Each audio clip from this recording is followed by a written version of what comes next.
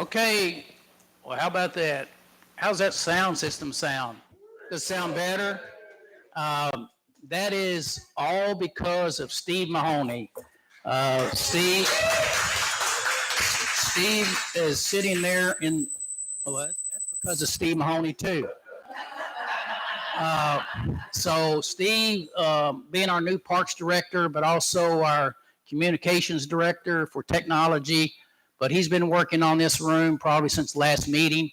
The speakers he's installed, the different programming on our TVs, one thing after another. He's trying to upgrade our city hall meeting chambers, and to this point, he's doing an excellent job, right? Everyone agree? Okay, good. All right. So Steve may want to say more of that later if he gets an opportunity, but we all want to thank Steve for trying to get some of this things straightened out in this room here. Welcome everyone to our city council meeting on August 4th. Glad to see you all, and hopefully have a good meeting tonight. We should have, and everyone's going to have a chance to speak about just about anything you want to, instead of, just about anything you want to, actually. I would like to mention this lady sitting on the front row, Michelle Ray. Michelle, she's had a tough last 6-8 months at least, maybe longer, Michelle. She had a partial stroke, I want to say, Michelle, and I know a lot of the community's been praying for you. And I'm glad to see you out tonight. And I know you've been out, but I know you've had a tough road, and hope you're doing okay. So glad to see you too.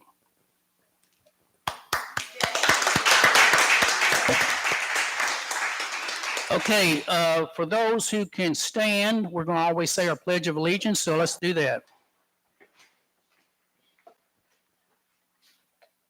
Pledge allegiance to the flag of the United States of America and to the republic for which it stands, one nation, under God, indivisible, with liberty and justice for all.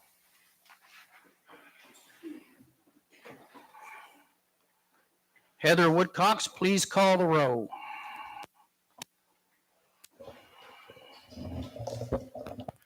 Latasha Bishop. Here. Lucy Ricketts. Here. Jason Kinzer. Here. Jason Taylor. Here.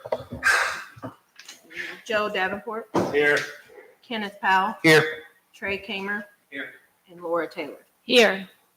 Okay, the roll having been called, all 8 members of the council are present. So at this time, I'll call the meeting to order. Motion to approve the August 4th agenda. I'd just like to say one thing. That agenda is very easy to read. Thank you. And I want to thank the way it's all together.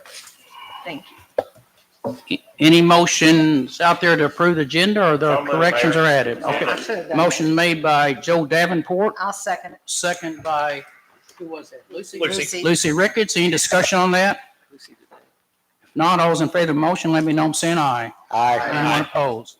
Okay, we have a couple of minutes to get approved tonight from past meetings. Our approval of our minutes from our July 7th, 2025 City Council meeting. I'll give you a few moments to look over those minutes if you haven't already. And when someone's ready to make a motion to approve, I'll be ready to accept it. Mayor, I have one change. Yes, sir. So, in the city council members present, just to ensure that nobody thinks there's 3 Taylors on the city council, it says Kenneth Taylor, and I just want to make sure it says Kenneth Powell, even though Kenneth's my brother. Yeah. I have another mother. Another mother, right? I'd say Kenneth would be okay with doing that, right, Kenneth? Okay. Are you not sure? I'll second it. Okay. We have we note that correction, so that will be changed. Anything else from anyone? Corrections? Not, entertain a motion to approve those minutes. So moved. Motion made by Lucy Ricketts, second by Joe Davenport. Any further discussion on the motion? If not, all those in favor of the motion, let me know by saying aye. Aye. Anyone opposed? Okay, approval of our minutes from our last meeting of July 17th, 2025. It was a special called city council meeting, and it was about a zoning change amendment. Give you a few seconds or moments to look over those minutes, and I'll entertain a motion when anyone feels they're ready to make the motion.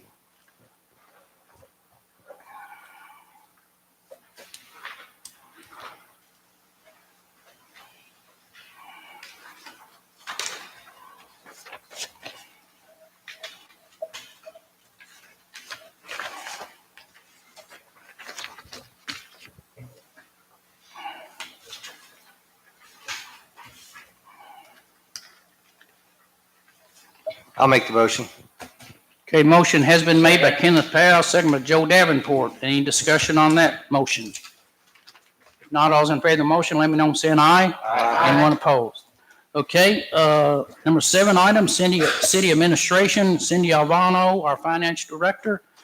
Cindy, please lead us through the financial report for tonight. Okay, so the first reports to look at are the check register. Everybody had an opportunity to look through all the checks that were written for the month. New format, hadn't it? I just didn't take the time to put all the lines in there. Same format, just no lines. There's no line. That's good. There really isn't anything odd or unusual to report, other than there are some checks that we did write for in the month of July that were for 24-25 fiscal year budget items.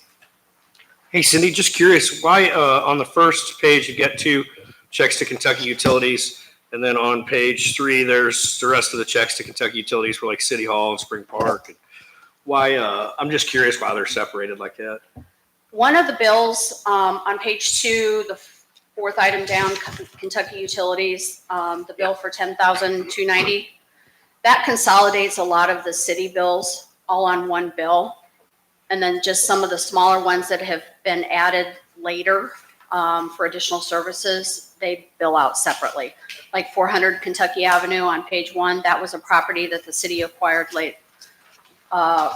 either late last year or earlier in 25, and it just hasn't been consolidated with the other accounts. Well, I guess what I'm asking is, and again, it's not a big deal, but are they by date? Are they in alphabetical order, or how are they? Why aren't all the Kentucky Utilities bills on one, and then all the LG&E on one, and that? These are sorted by check number. So the check, Okay. so the check numbers that start with 23, those are our electronic payments. We have a lot of the utilities, water, reoccurring services that are set up as automatic payments. So those go in with a different number. And then once you get to page 5, about midway down the page, you'll see check number 3115. That starts the checks that we actually physically write and sign to vendors. Okay, is that why there's like a gap between, on the first page, it goes from 2366, 2367, and then 68, 69, and 80 are skipped, and then it goes to 2381 on Correct. page 1? Correct. Okay. If we have to, if we go into it and we back out, we usually discard that transaction. So that's not necessarily a check number per se. It's a transaction number within our accounting system. Oh, okay. I would say to that matter, Jason, if you realize all the city street lights we have around town, the Edison lights hanging different places, different blocks, all of those lights have been electrically fed from a different location. And every time Corey's had to figure out how to get electric service to each of those, we've had to set a meter and a disconnect meter base to actually supply those different lights with electricity. Thus, it's making more bills because we have meter bases on people's houses, on people's buildings, you name it. Over the years, we've had to actually get to electrical service on, say, I know it's, I'm not going to say the name of the building, but it's on the back of, the building with the yellow awning. That building might be, I think that building is feeding the street lights on Main Street. So there's meters a little bit everywhere trying to keep all these lights operational at nighttime, Jason. Got, yeah, and I get that. My question was just the order, you know what I mean, by check number or by alphabetic or whatever. I like that all the streetlights are combined together. That makes sense. I just didn't understand how they were grouped. But now I've got a better understanding of that. So. Okay. Thank you. Okay, does anybody have any other questions regarding any of the items on the check register? Okay, if not, we will move. We need to get a motion on that, please. So moved. Motion made by Trey Kamer, Second. second by Kenneth Powell. Any further discussion? If not, all those in favor of the motion, let me know I'm saying aye. Aye. Anyone opposed? Thank you all. Go ahead, Cindy. Okay, second item, we'll move on to the financial report. First page being the statement of revenues. Nothing odd or unusual there yet. Obviously, we're not collecting any property taxes yet, at least current year, as we haven't sent any bills out yet. We're still collecting a couple delinquent taxes from prior year, but nothing unusual there. Moving on to page 2, the administrative statement of expenses. I will point out one thing.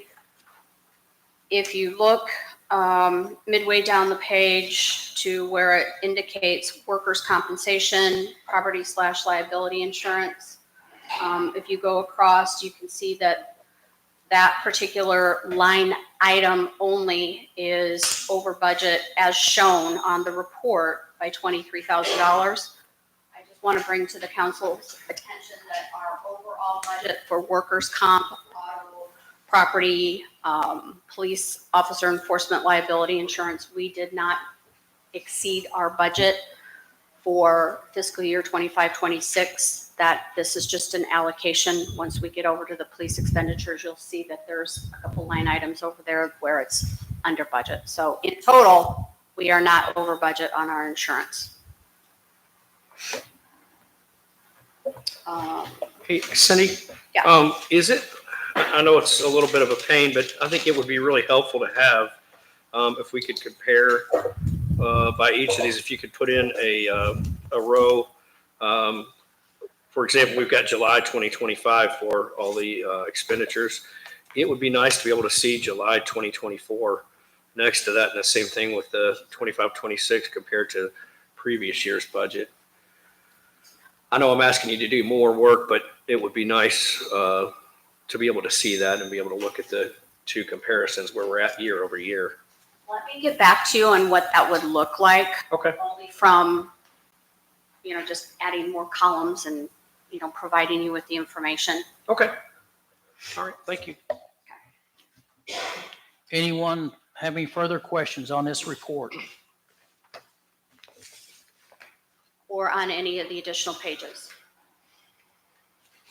I won't spend the time going through each one of them individually unless anybody has any specific questions. Okay, let's just move on to the bank Okay. account balance, please. Do you need a No, we'll motion on just, we'll this just one group them individually? together. We'll just group them together. Go ahead. Okay. Last one is the bank account balance report. Our cash flow is still holding strong. We are holding 13.3 million in our investment accounts, which right now interest rates are still holding pretty strong at just a touch over 4%.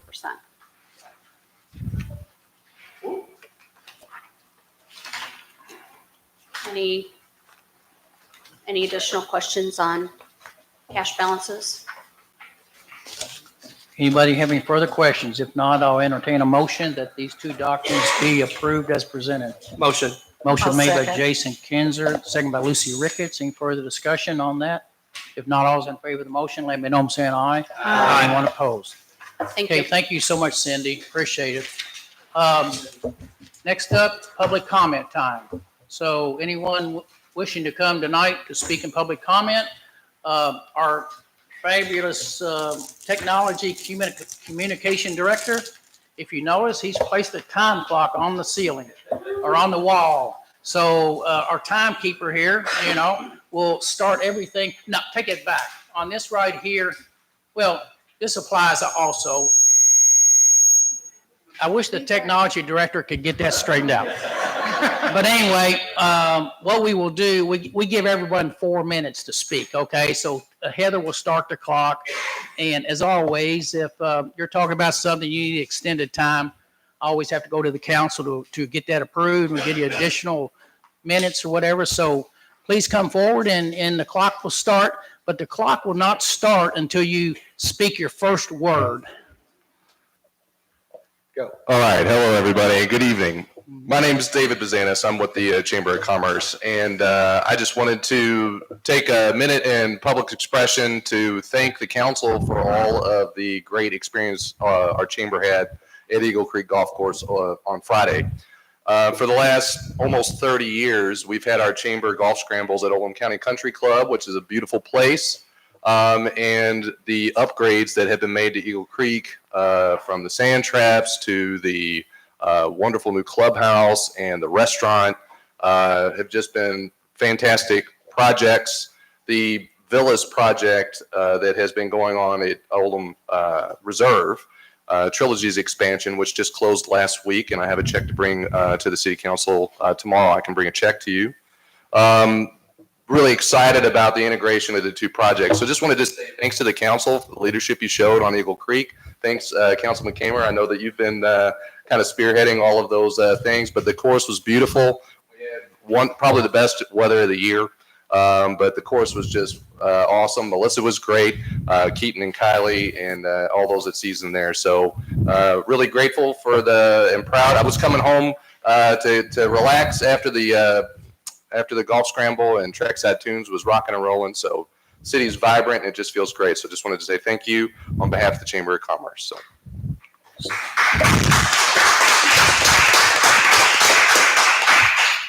I would like to add to David's comments and thoughts on that. I too want to thank personally Trey Kamer for his leadership at the course in many, many, many ways. So I want to thank him for that, but also Steve Mahoney with his two parks. Well, he's got 2 plus a part-time person. They were out there very helpful in getting all these new marker signs up on every tee and did great things there in the last few days leading up to this chamber event.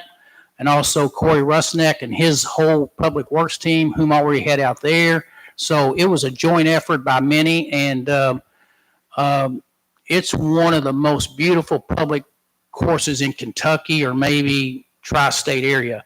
I saw a picture this week of a public golf course in Louisville Metro. It's called Seneca Golf Course, and every green down there is eaten up with some kind of grass rut or something, and it is totally lost. And Guy and Melissa, who's our management team out there, Guy runs all the course maintenance, and I tell you what, that course was absolutely beautiful. And then this weekend they have their club championship there, so a lot of folks are coming to Eagle Creek, and the course is absolutely awesome. So I want to thank everybody for that at this moment. Thank you. Mr. Kevin Jeffries, the clock starts when you say your first word, sir. All right. Thank you, Mayor and City Council members. Just wanted to bring you a short report tonight on some road construction that's going on. I think most people know with 71 southbound, they started today at Moser Road where the bridges are down there. They're doing some work, and so they had 71 down to 1 lane this morning, and it was backed up, pretty far on 71. So that's going to be going on for the next 3 or 4 days. So, folks going into Louisville, it's, you might want to look at I went through Crestwood this morning, and it's kind of backed up too. So might just want to be aware of that if you're going to Louisville. Allen Lane, the bids are out. They're bidding on that right now. So hope to start construction pretty soon after the first of the year. So they've got to get the bids and accept them and all those kind of things. But it looks like that project's moving forward, and we're hoping that the 393 project will not be too far behind that. I don't think the bids will be let on it until 26, but hopefully they'll be moving forward on both of those projects pretty soon. And Judge Vogel put a note on Facebook today that there's some resurfacing work that will begin tonight on Highway 393 south of 71 to Highway 22. So they're going to resurface that. They hope to get that done by the Friday of this week. And then they're going to start on 146, Highway 53 at 146 here over to 42. And so that'll probably be next week. They're going to resurface from here, by the courthouse all the way out to 42. So, and then 42 has been resurfaced, and I don't know if anybody's driven that, but it's pretty good shape.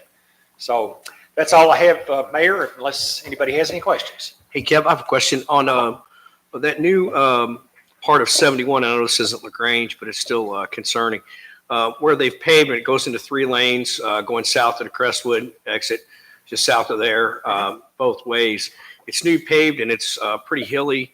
And there seems to have been, and online I've seen a lot of people talking about a lot of wrecks there where when it rains, it's almost like the pavement is too smooth and it's like ice and people are hydroplaning and spinning out a lot there. Have you seen or heard anything from KYTC to address that problem? Not really. I can check with them and see what, whether there's been reports coming in or whatever, but no, I'm not aware. Okay.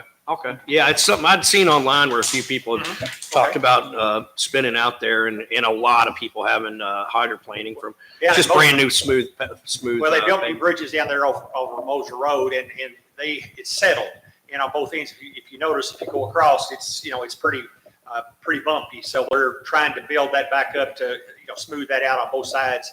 Okay. But they've got to close that down to 1 lane to do that. So, Lucy, do you have something? Yeah, the bids on Allen Lane and the other, you talked about, now, is that just to widen from Commerce Parkway up to the tracks? Well, yes, it'll be widened, when once they get that contract in and start construction going under the railroad there, they'll realign, Allen Lane and all the way, where it'll come out to Arnie Harris or whatever. Right, okay. Kev, do you know why did they, and forgive my ignorance on this, but there was going to be an underpass at 393 going under the tracks there. Yes. And I think that's why Kroger built there and all that. And then somewhere along the line that got moved and now it's Allen Lane. What can you speak to why that happened or what? No, they're both going to be done. Oh, okay. So Allen Lane is first. They were supposed to do 393 first, but they had to move gas lines. They had to move utilities, overhead utilities, water lines, and all of that. So they've got that completed now. But CSX is, has been, I think I'm out of time, but CSX is kind of slowed things down on both the 393 and Allen Lane. But hopefully they're both moving forward now. Okay. Thank you. All right. Thank you all. Anyone else have anything for Kevin before he? Some of that was KIPTA too, wasn't it? I'm sorry. Some of that was the funding from KIPTA and some of that. Well, some of it was, but some of it was just CSX. They pretty much control CSX is everything, and CSX. so you have to satisfy them before they'll let you move forward on any road projects because they have to go under and they have to move the railroad tracks over, and it's a big deal. So that's part of the problem with why it's taking so long. Thank you, Kevin. Thank Thank you you. all. Appreciate you coming by. Who else tonight? Okay. Hi, Ready? Barry Laws. Have I started? John Stewart is going to be theoretically voted on being reappointed, and I just want to say the guy is a gem. He's great for LaGrange, terrific guy. Yet, he twice didn't vote for a moratorium when fiscal court did and the city council did. So I don't believe he is representative of what we want in this county. Again, he's a great guy, but I would caution you to reappoint him for another 4 years when he's shown that he doesn't go along with what the rest of the county wants. Also, no, that's good enough. I appreciate it. Thank you. Anyone else? Anyone else want to speak during public comment?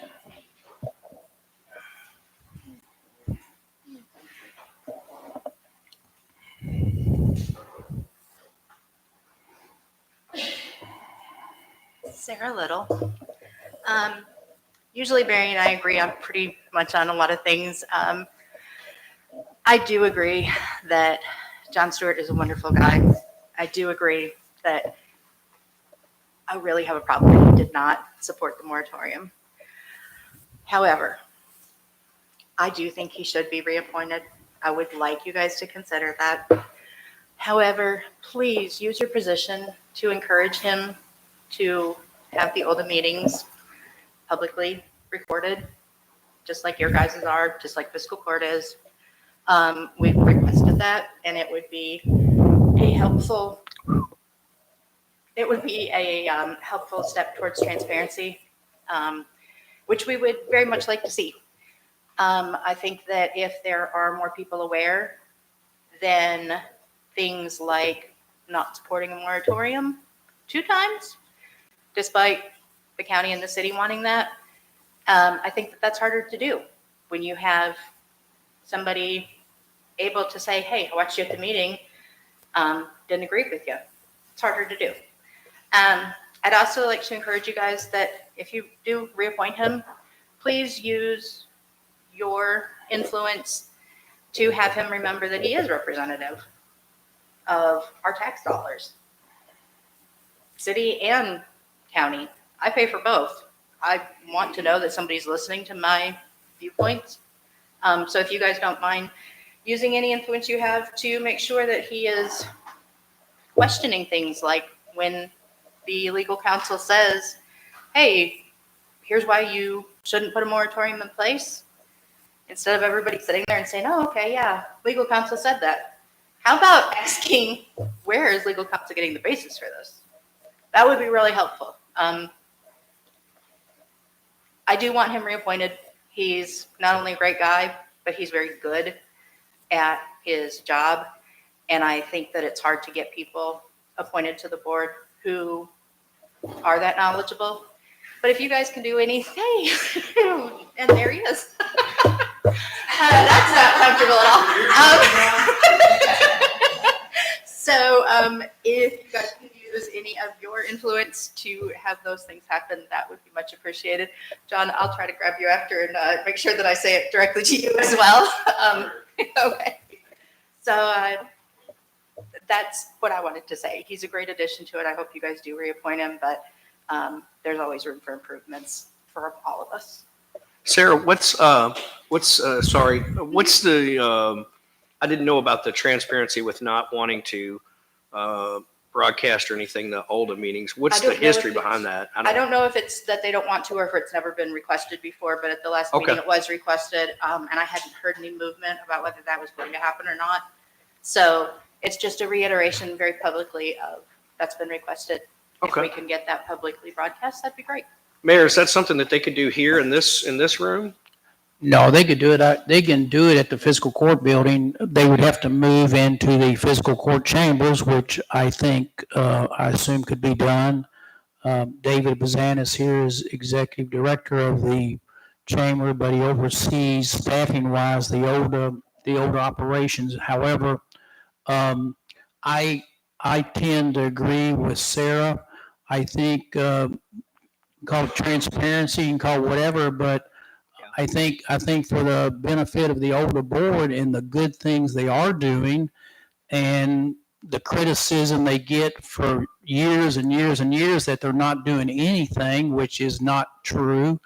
I think it would be good for them to broadcast their meetings, because I think it'd be very informational to the citizens across the county that don't have probably a clue what they do for 2 or 3 hours on a Thursday morning. So I think it would be good. The only thing about the issue would be the logistics of the difference of having a board meeting as planning, zoning, and magistrates sit across the table. It would have to be conducted in that way unless their technology guy can come into the actual large conference room and do it there. So, but I see nothing at all wrong. I actually think it would be a good move for them to put those on. And then for those who want to come in person, will be welcome to, but the folks in Glen Oaks would say, hey, this board's meeting, they're trying to get things done for this county in terms of economic basis. So I think it'd be good. I agree. I think it'd be a win-win all the way around. Thank you, Sarah. Mr. David Bazanis, if you have, do you have a position on that since it's been brought up, or you have any from? Okay, John, you would like to say anything about the request?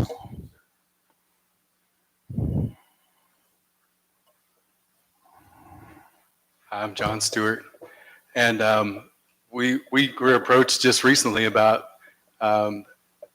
doing something online, and we talked about it at our last meeting some, and I don't think there was anybody on the board, including me as the chair of the board, that was opposed to doing that. Really do believe in transparency and being upfront about everything, so we just need to look into that, and I appreciate your consideration, Council, as next chairperson that I'll maybe be for this board as well. So and by the way, at the last board meeting, I did give out my cell phone number. It's 502-727-0465. And so if anybody has any questions for me, I have gotten a couple of texts and I offered to meet and then the text quit. So I'm happy to meet with anybody or text as long as it's, a legal meeting and we can make sure our legal counsel approves of that. So thank you all. Okay, thank you, John. Okay, yes, who's any more public comment, folks? Oh, your public comment? Okay. Yes.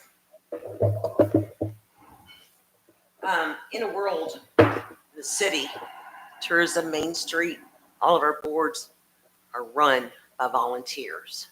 And to set and hear someone say, someone that takes a volunteer position that you don't approve of them is ludicrous. I mean, these people give their heart, their spirit for these boards, and they do it they're not receiving money, they're not receiving glory, they're working hard. John Stewart is a hardworking, intelligent man, and he deserves to be on the elder board. Thank you.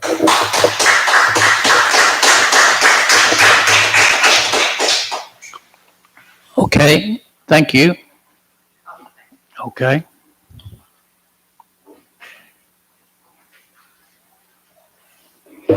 Hi, good evening. My name is Dana Rich. I can't speak for or against Mr. Stewart because this is the first time I've ever laid eyes on him. So my comments are really more directed, I think, at OLDA in general. And it may even be something that everyone is aware of or isn't aware of. But I know that up until some of the recent unpleasantries with respect to data centers and moratoriums, I was never very good about coming into city council meetings or coming to fiscal court meetings. I also wasn't even aware until probably that time that there was even an OLDA, that there was a part of the county that is not under the governance of the city or the county. So this is all very new for me. One of the things that I did notice in my research is that there were some inaccuracies with respect to maybe not so much OLDA, and this may be directed more towards Hollenbach Oakley, but it's an opportunity to at least share this information with you and with you to see if there's something that can be changed. On their particular website, it does talk about Oldham Reserve, but there is also a blurb there that states that there's a new exit that will be open the summer of 2024. So my concern would be if we are looking to bring in businesses that are good for Oldham County and good for Oldham Reserve and good for OLDA, that information anyway should be accurate to reflect that exit is now open, which in my mind as a potential business owner wanting to relocate there would make it a lot easier for me to want to do that. And also, I did just want to mention about OLDA, I would also agree and would support having it publicly, I guess televised isn't the right word, but have it public so that we could see it. Between coming, city council meetings are a lot easier, at least for me to get to because they're in the evening. Fiscal court is difficult, but I can watch. I would absolutely participate in more OLDA meetings and be a more informed citizen if I knew that I could watch that and feel like I was there, even if my job, my day job, if you will, prevented me from being there in person. So that's all I had to say. Thank you. Thank you. Anyone else want to speak during public comment time? No? All right, we're going to move on. We're going to move to the Main Street Director's Report. And this is not Sarah Garrett. This is Karen Eldridge. I'm Sarah. She took a vacation, so I'm here representing Main Street. How are you all doing?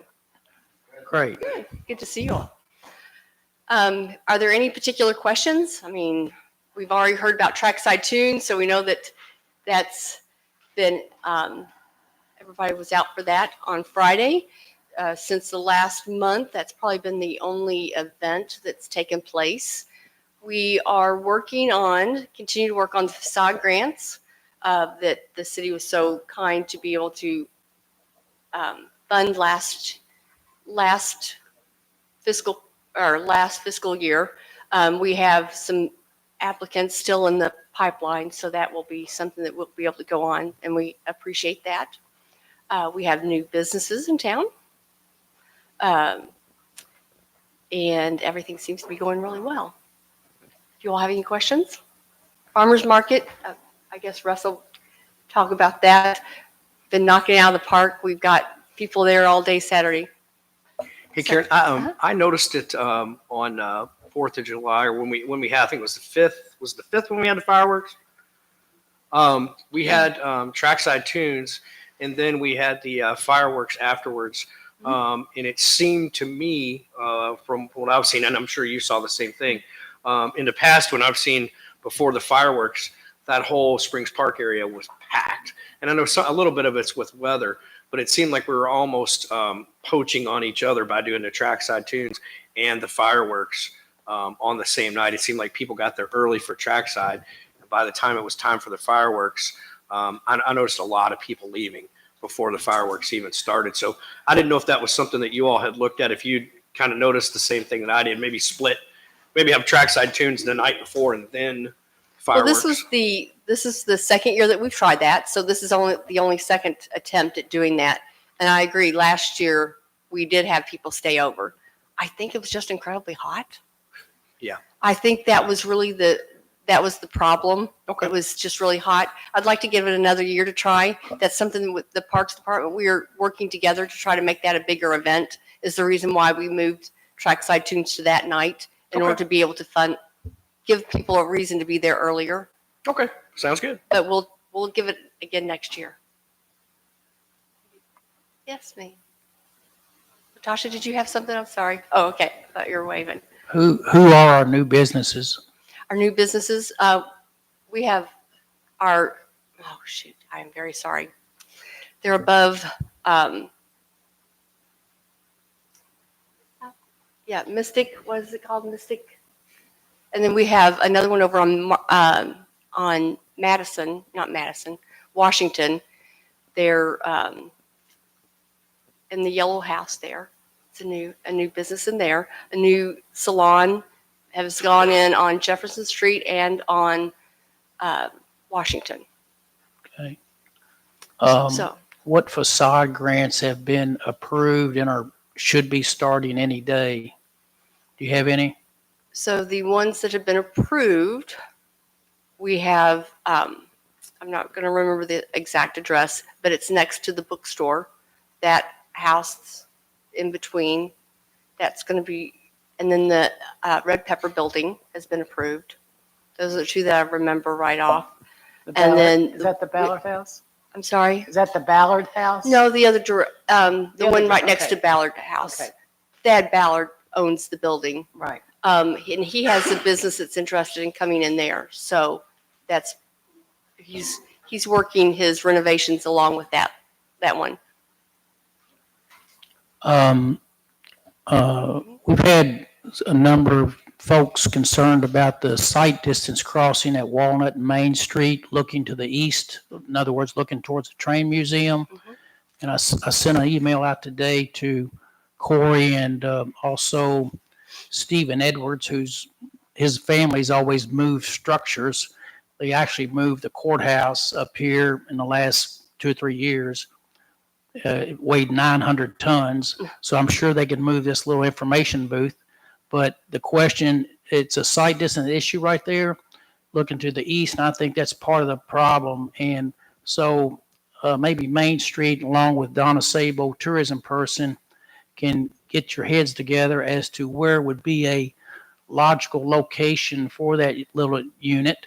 It never really ever gets used for anything. It just sort of sits there, and it's a nice little building, but I don't know what the real good use of it is. But I think it's something that we should have somewhere in town. But I think when it was placed there, it's just in a bad location in terms of making that crossing safe there. We had a city bus not really see great with the trees looking to the east and plus that building.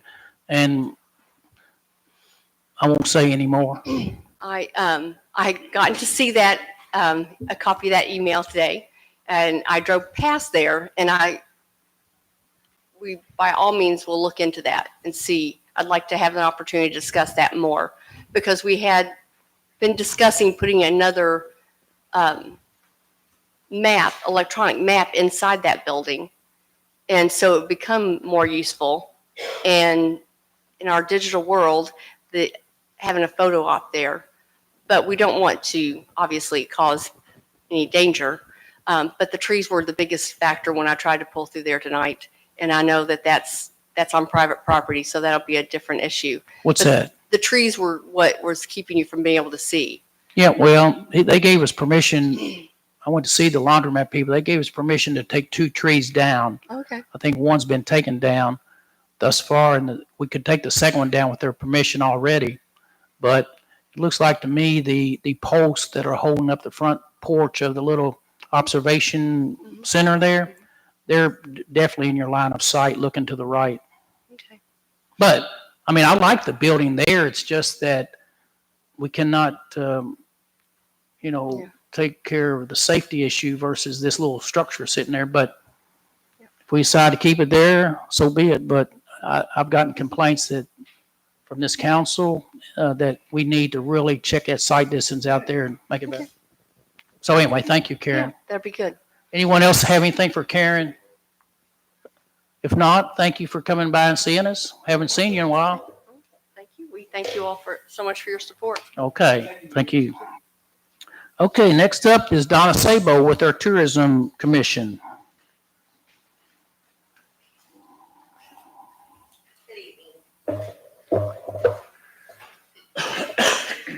Get all my things in a row here. Bank balance, $16,947.67.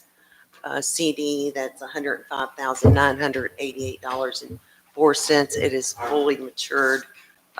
On August 6th, I'll be moving that. So it can earn some more interest somewhere else. It's met its course there at that bank. Couple of things we're working on. I did a promo here 2 weeks ago with Railfan. They came in town, so they're highlighting the city. We'll have things like that up. We are continuing to work on the mural down by the pawn shop at Southeast. I think we got the go on it. We've just got some electrical stuff, lighting and stuff like that we have to figure out. But it's very, very, very, very close. Right, Rhonda? Rhonda and I are chairing Alley Loop Festival this year. It'll be coming up October 11th.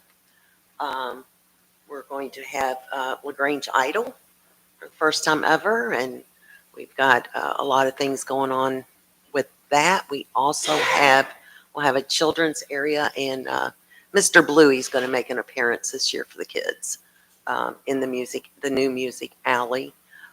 We've had vendor applications go out. We've received, a lot of response from that here in the last couple of days. Anything else am I leaving out? Think of.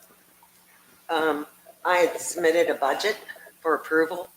The city council needs to, I'm required to have the city council approve a budget every year. So do you all have a copy of that? Is there anyone that has any questions? Is the arch on there? Pardon me? the arch in there? No, Wow. that big damn thing isn't ready. What's that? The big damn thing, that's what you always Yeah. called it, is not ready. It's not ready. All right. I know John Stewart had a pretty good drawing lined up and I ready to have rock. that drawn, yes. We maybe consider putting rail or EDC on that as well now that we've got that going. It might be an idea, just thinking out loud. What,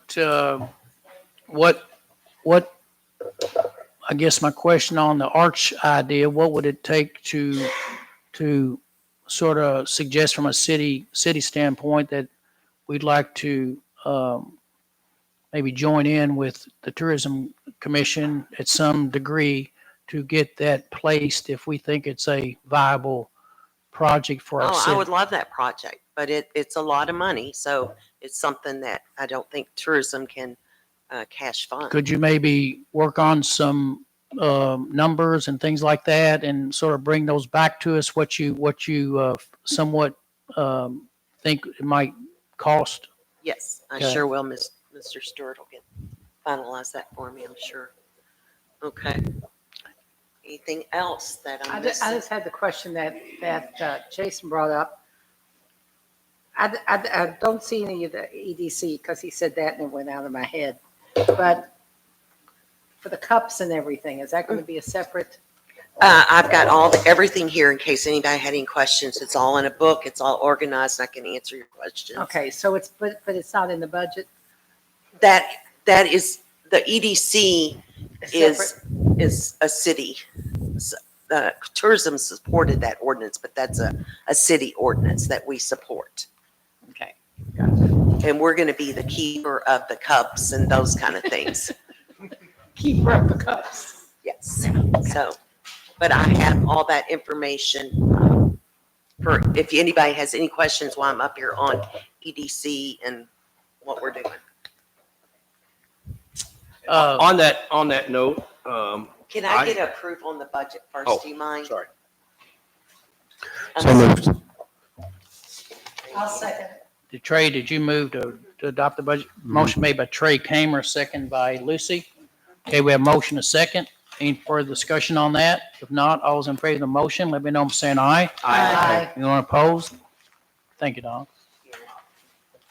Okay. EDC, cups are signs, it's all going. I visited a lot of businesses here the last few weeks. Today was my final day on the street, and I visited every restaurant here. I've had probably 99% of the merchants and businesses here in the city of LaGrange are in support and are choosing to participate in the EDC. I've had several, 2 I think that are not, and that's fine. That's that's up to them. I'm waiting on. Could you speak up in the microphone a little bit? I'm waiting on the restaurant. Those forms should be back in the next day or so, and it's done. As far as I'm concerned, I've had 2 businesses that I've had a hard time making contact with. Gallery of Gatewood, which I emailed them again today, and then the Old Oak Frame House, and I just keep missing them, the hours they're open. So I went by there today, and I know their hours, so I'll visit them soon. So I've got a thought on that. When you mentioned Gallery of Gatewood, if someone, I think I know the answer. If someone goes in there and has a wedding reception and they have a caterer inside that building serving drinks, those folks at the wedding reception will not be permitted to walk up and down the street with their drink because they will not have, in my opinion, a legal cup. Is that correct? That is correct. And I talked to several places about that. And they've never been allowed to. So when there's a private reception or whatever, the drinking's always inside. We have a couple shops that have, brides may bring in some wine or something. And if long as they're inside their shop, there's nothing we can do about it. But they cannot go on the street without having the single-use rail cups.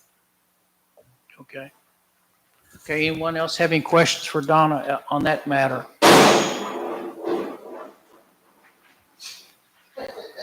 We just had a back fall off of a chair. I'd like to, I'd like, Hey, I'm so glad that was a city employee sitting in that chair. I'd like to thank Donna for everything that she does.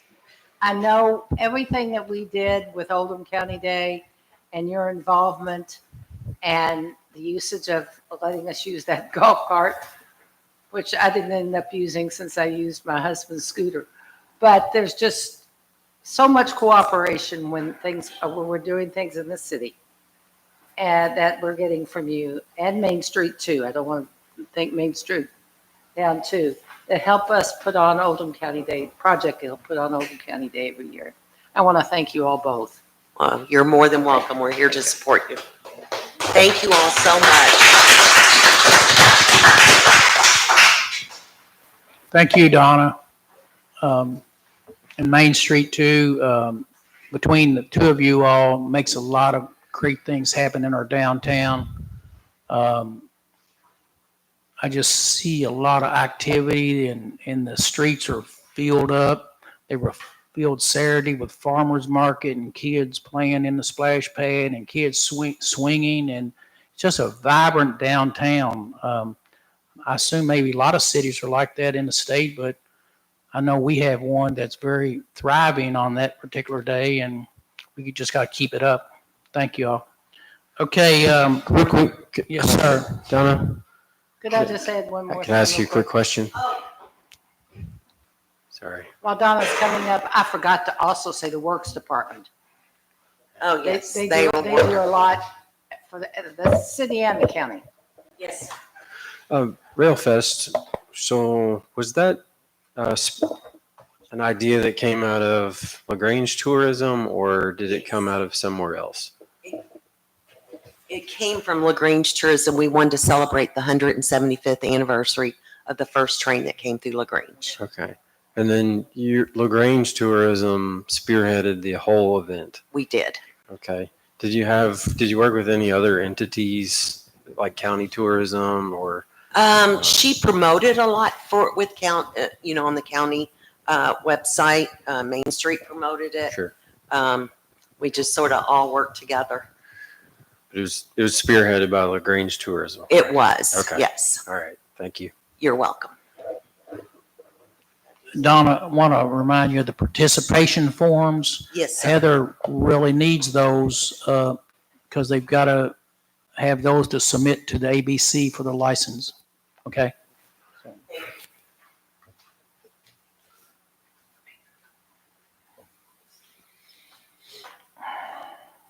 Okay, next up, you finished, Donna? Yes. I Thank think you so much. Thank you. And I agree with Lucy in mentioning Corey, what they do in preparation for Oldham County Day. I hope everyone noticed how they were sweeping and painting curbs and making the city look sharp. So thank you, Corey, for what you all do as well. Scott Treese? Good evening. How I'm you sorry doing? we don't make things very clean. Seems like the utility, we're always messing things up for you guys. But you should have my financial report. I'll run through our project list. We got a pretty substantial one at the moment. So the 4th Street sewer rehab is in construction. They passed Oak Leaf Drive today. So they're down to about less than 200 feet left to dig and replace. And then the rest of that project is a lining project, just to line some existing sewer lines. So it will not be as invasive from that point on. And we still are on schedule to meet the deadline by the time school starts. So they're kind of out of the roadway now. We'll still have some paving to do once they get out of the way and cleaned up. So we'll get a paving crew in there to get that street paved as quickly as we can after they finish the courts water line rehab. We had bid opening on that. We had 6 contractors that picked up plans. We have 1 contractor that bid the project. So I'm certain at my meeting next week that bid will be rejected, and we will be rebidding that project to try to get more participation and some better bids in. Summit Park Section 4 is underway. They're installing the sewer mains as we speak. Fort Pickens Tank Rehab, we're awaiting our contractor to get here.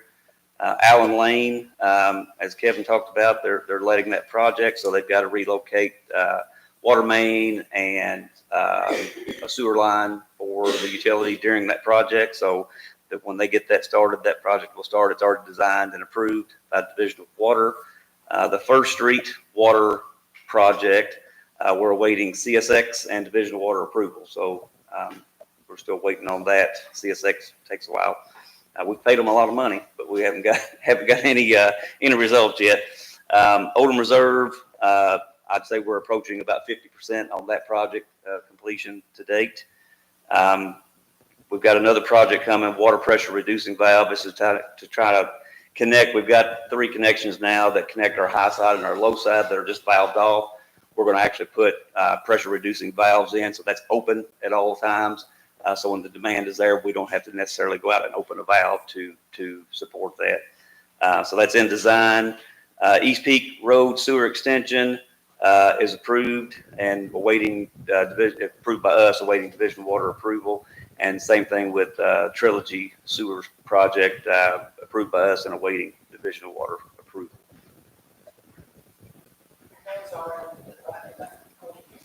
Yes, those 2 are in Oldham Reserve. Okay, you mentioned the sewer project in Oldham Reserve is about 50% completed. When does that mean that the timetable of completion will possibly happen? So right now, October is supposed to be substantial completion. We'd like to see them get started on the pump station, which hasn't happened yet, but the material is being constructed. We've been told they'll be in there the first part of August to start that project. So I'm more optimistic, probably November, to be online and be able to say it's in operation. Definitely by the end of the year, for sure. Okay. The council, you've heard Villas mentioned at Trilogy. Trilogy is just a blessing to this community on what it's doing to help out those families that need to place a loved one in that facility. But now they've closed on the property to build, is David still back there? 23, 26 villas they call them. And they're going to be independent living adjacent to the Trilogy complex. They're going to be bordering the golf course. And I guess they're going to be rental. They're not going to be for sale, but families or couples who need to move there. I'm just trying to do a plug for them because it's been such a huge asset to this community and what it's offering. But this is going to offer another dimension for those who can't quite live at home but want to live independently in the villas. So those are getting ready to probably start construction hopefully soon. And those will be another addition to the Trilogy idea. So I want to thank Trilogy for that. Does anyone have any questions for Scott about his report and his financial statement?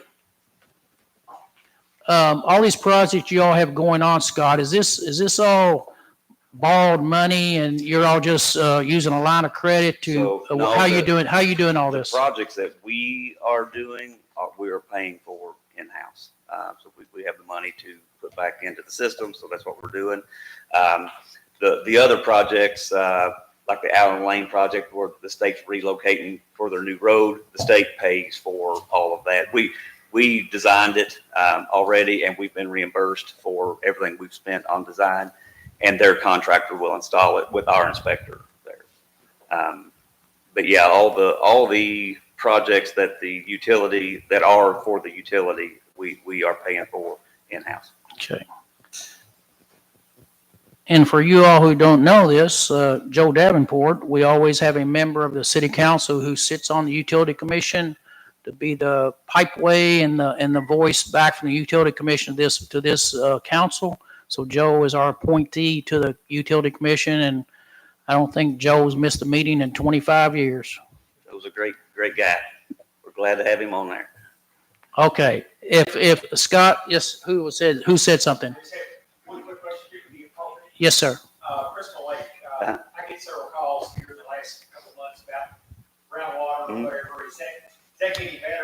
So, yeah, we've had a few issues with, Oldham County had a big water main break and it drained one of their tanks. And so that just stirred a lot of things up for all of us.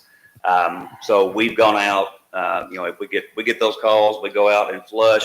We've got a lot of dead end lines in Crystal Lake. So we're working on a project now to maybe at least put some flush hydrants on the end of those lines to where we can get in there. And when that happens, we can get it cleared out quicker. It's hard on a dead end line because there's nowhere to take it out. Right. No. Usually when those happen, it's just sediment that gets stirred up in the line. It's not harmful.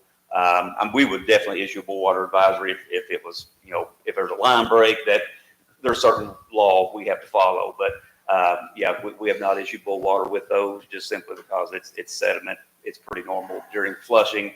It happens, and so that's kind of where we are with that. We're going to try to put some stuff in to make a little improvement there if we can. Yep. Okay, I'd like to get Scott's financial report approved by the council. So if no one has any further questions, who would make a motion to approve Scott's report tonight? I'll make a motion. to approve Motion that. made by Joe Davenport, I'll second. second by Kenneth Powell. Any further discussion? If not, all those in favor of the motion, let me know by saying aye. Aye. Anyone opposed? Thank you, Scott. Appreciate you. Okay, folks, let's move into item 12. This is an introduction of an ordinance number 14, Series 225 for a first reading. An ordinance levying a general tax. Mr. Craigmile, you want to give just a brief introduction of this ordinance to have a first reading for? Sure. This ordinance 14, 2025 is the general tax for 2025-26. Its real property will be at 1.91% and personal property will be at 2.65%. And it's due by November 15th of next year, and 2% discount if you pay prior to October 15th. That's it in a summary. Is that the same as previous year? No, it's a tad bit lower, Jason. That's what I like. What is the current rate, Mayor, prior to this? 1990. 1990.199, excuse me, 98. 19 what? 19.8. There's a calculation that we get from the state and from the PVA, and all the numbers have to be inserted into a calculation. Everyone, and Cindy and Heather and myself reviewed all the numbers on that last week, and without exceeding the 4% that we're allowed, then our calculation had to require us to go down just a tad of a fraction, to go downward, not upward. But I guess if there's any good news, that's the best news I've got for you. So we'll let that stand as a first reading. We have a public hearing on this in September, and we'll have comments from the general public if so need be. So, okay, thank you, Mr. Craigmile. Item 13, a second reading and public hearing of ordinance number 12, Series 2025. Our Human Resources Director, Katie Bechtold, if you'd like to come forward. Katie, I'd like for you to try to give the council a review on exactly what we have here, so they will be familiar with what we're going to have a public hearing about. So this is the second reading, correct? Yes. On this? Okay. So this all stemmed from the original ordinance on the health insurance premiums. I guess there was an ordinance back in, I believe, Heather, if you can correct me, was it the first one, 1995? And then it was amended in 2024 in regards to locking in our health insurance premium rates for employees at a certain percentage. And we want to abolish our the ordinance on that, so we don't have to lock into a certain amount. That can be flexible yearly on what our, our rates come in at. We should be able to change them and not be stuck, or not be stuck on a certain amount that it has previously said in an ordinance, if that makes sense. Okay, if anyone, council person had any questions for Katie, you're welcome to ask them. If you don't, this actual ordinance has been reviewed by the ordinance committee. It's come through the committee process. So, Laura, would you like to either make a motion to introduce the second reading of the ordinance, or to approve, or any further comments from the ordinance committee about this? I'm happy to make a motion to approve this ordinance. It did pass unanimously from the ordinance committee. Laura, I have a question on it. There's, with the new employee handbook in that, there have been a lot of issues. I have quite a few issues with it, and I know some other people do as well.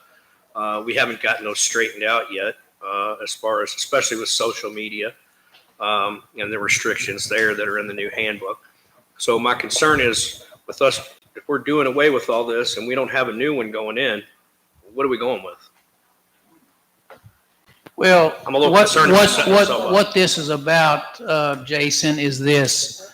We don't know, what year was it, either Heather or Cindy or Katie, that there was an ordinance prepared and approved by the city council, locking the city council into a guaranteed percentage of what the health insurance premium we would pay on behalf of the city employees. It started with the council saying we mandatorily have to pay 95% of the city employees by ordinance of the health insurance cost.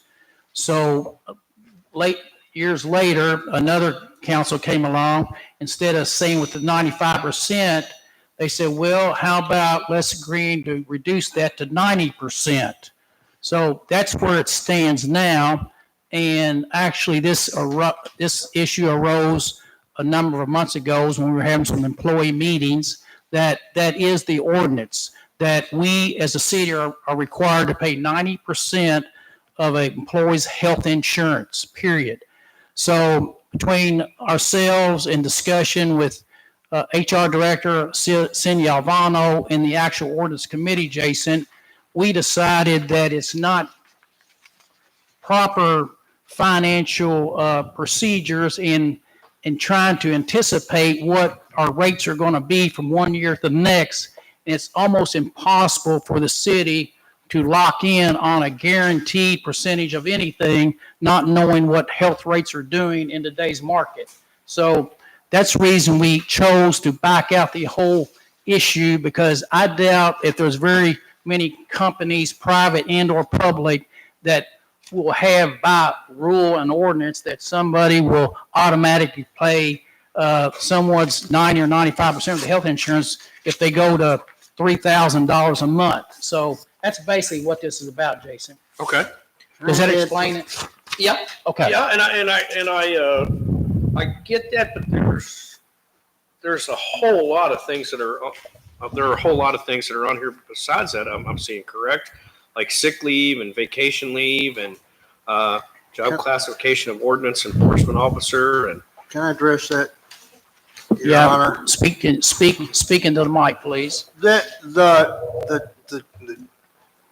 If you recall, last June, you voted on another ordinance that repealed all the other ordinance from all the other previous, weren't you here last June? No. Okay, well, it just seems like I've been here forever. okay, well, it just seems like it. Time flies when you're having fun, right? But anyway, last year, all ordinances related to prior employee handbooks were repealed. Okay.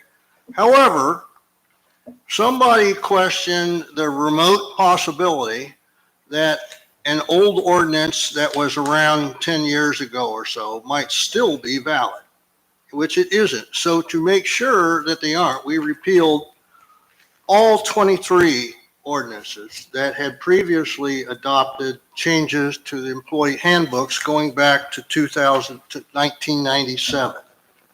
That's what this ordinance actually says. And that's why it has a table attached to it that describes the 23 ordinances that were previously repealed. Just so everybody is sure that all those ordinances are repealed and they're gone and they have no legal effect anymore. That's all this is really about. Okay, so what will be replacing them is what was passed last June, not the proposed new handbook and all that. Correct. What was last June is what will be replacing all these. Is that correct, Beach? Correct. Okay, then I'm good. Then I'm good. In December of 2015, we adopted a new employee handbook, the 2024 edition. Okay. And that's what is now in effect. And because this is an administrative document, it doesn't require, unlike what they used to do here before I came around, is that they used to have ordinances and 2 readings of every time they changed anything in the employee book. Now it can be done by municipal order, which is basically a combination of a council resolution and an executive order. So you guys decide it, the mayor signs off on it, and it becomes a municipal order that doesn't have the same effect as in law. It has the same effect as up to amend the administrative, any administrative documents. Does that Okay, and make just to sense? clarify, we're the executive order, resolution and executive order is only affecting city employees, not elected officials, correct? Correct. Okay. Yeah, Well, I'm just good. the employee handbook. Okay. Okay, we have a motion. We have Cindy Alvano, the financial director. She's come up and she might want to say something. No, the only reason I came up is that I heard Jason's questions and I just wanted to, and Beach answered his question about that the current handbook as it stands today is still in effect. The one that was adopted within the last year. And on that note, I'll second it, Mayor. Okay, we have a motion, a second. Thank you, Jason. Okay, now I'll have a motion and a second to go into a public hearing. Motion. Motion made by Jason, second by Trey Kamer to go in a public hearing. All those in favor of the motion, let me know by saying aye. Aye. Anyone opposed? Okay. All right, we're in a public hearing. This gives everybody that wishes to speak an opportunity to speak on this matter. So those in favor of the ordinance reduction or the ordinance being repealed and taken out, please come up. Of course, I'm not sure what Corey's, Mr. Rusnick's I going to just got say. questions. Okay, go ahead, sir. Ordinance. Go ahead. So if we were repealing the ordinance in which this employees have been required to pay 10% the past 13 years, what is the new rate? New rate? How much are the employees going to be expected to pay? It's Cindy question. it's undetermined because that's, If it's in the new handbook, what is it? what's that? It's not in the handbook, what that rate is.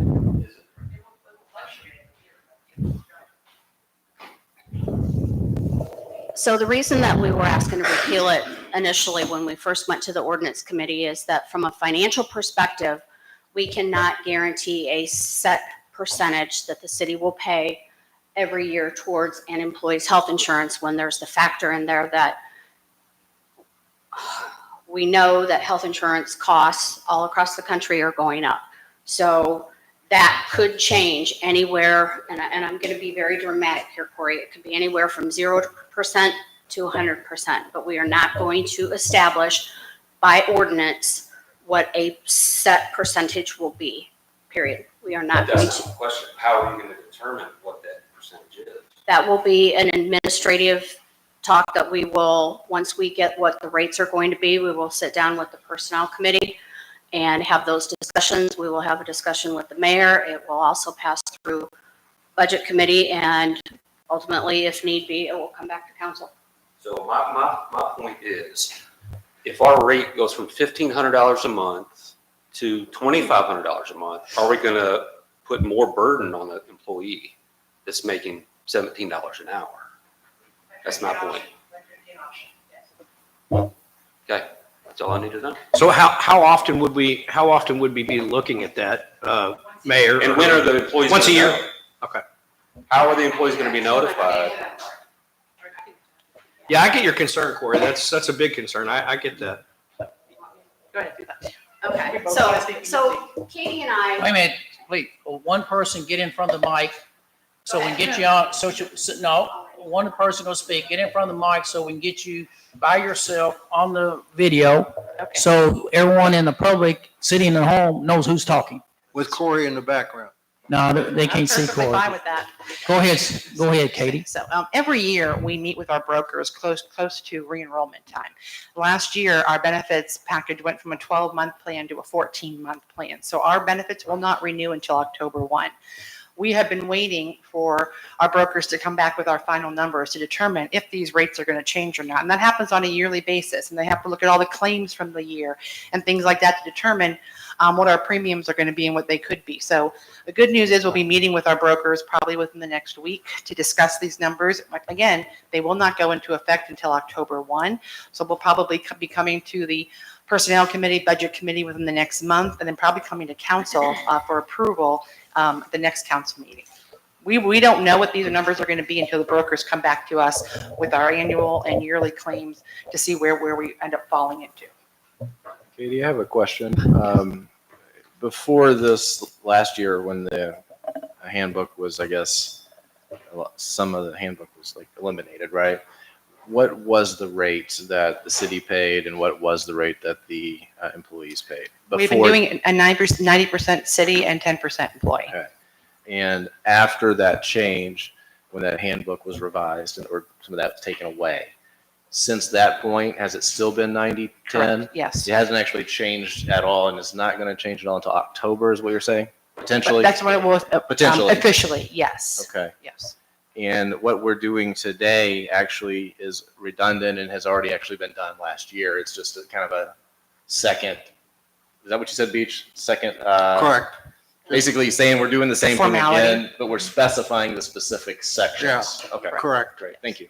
And just to note, KLC had highly advised that we do not lock in a rate in our handbook. They don't know how that was locked in 2015 and made into a point where that's because, like I said, if our rates were to skyrocket, well, the city's going to be eating a huge cost of Yeah, and I that. do And got we a really, question. yes. About y'all paying 90/10, how much is the city paying a year to health insurance?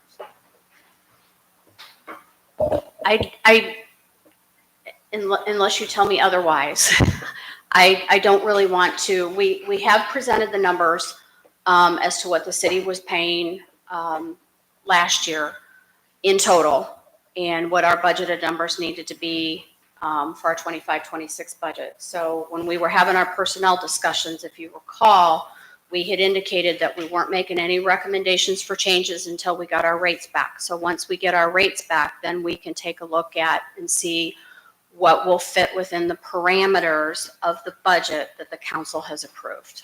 See, the game is, Latasha, that if they wanted to play dirty, they could just get a cheaper plan for everybody, and then they could afford the 90%.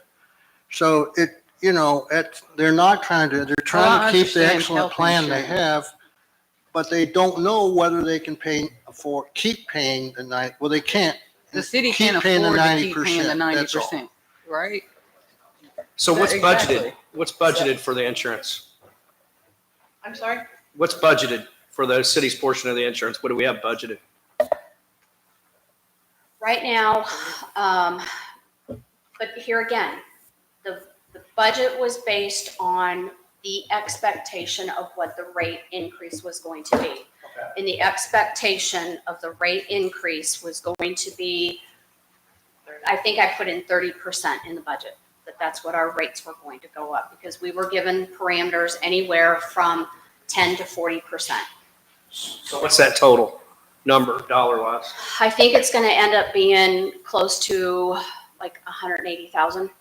That's what you wanted to know, right? The total number. I thought it was more than that, but that's okay. But that's for the That's for the premiums. increase, right? Yeah, That's for the that's for the increase. increase only. Oh, 180,000 In is just total? the increase. The In 30%. total, you're Okay, talking, that's what and I'm I saying. don't I want didn't to think it make was that. this about a discussion about employee health benefits right now because we haven't gone to personnel with any particulars and any discussions. So I kind of want to, I don't want to get into the details about it because we just don't have any available at this time.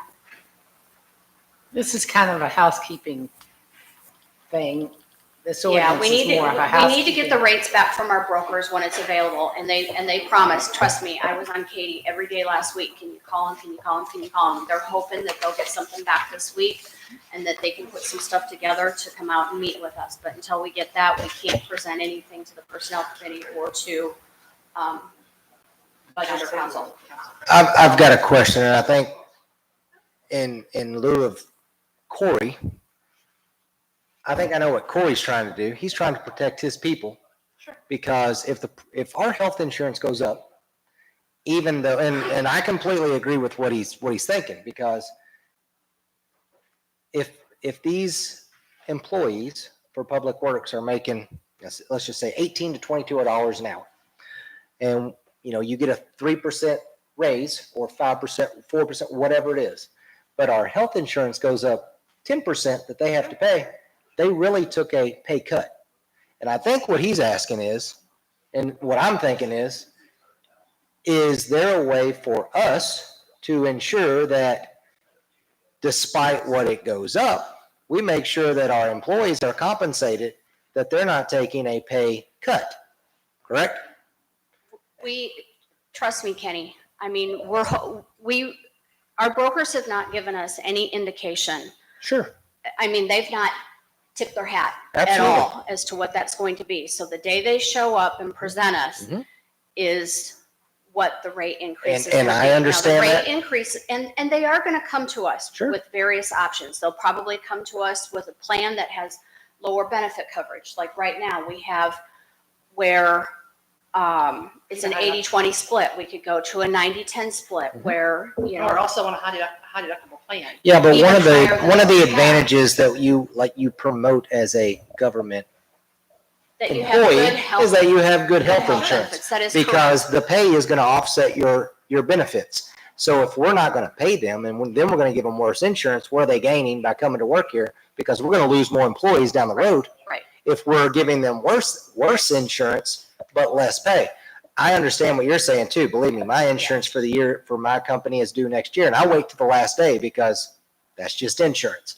It is what it is. But I think that if we pass it, or that we agree to pass it, and you all come back, there's got to be a way for us to protect our employees, regardless if the insurance goes up.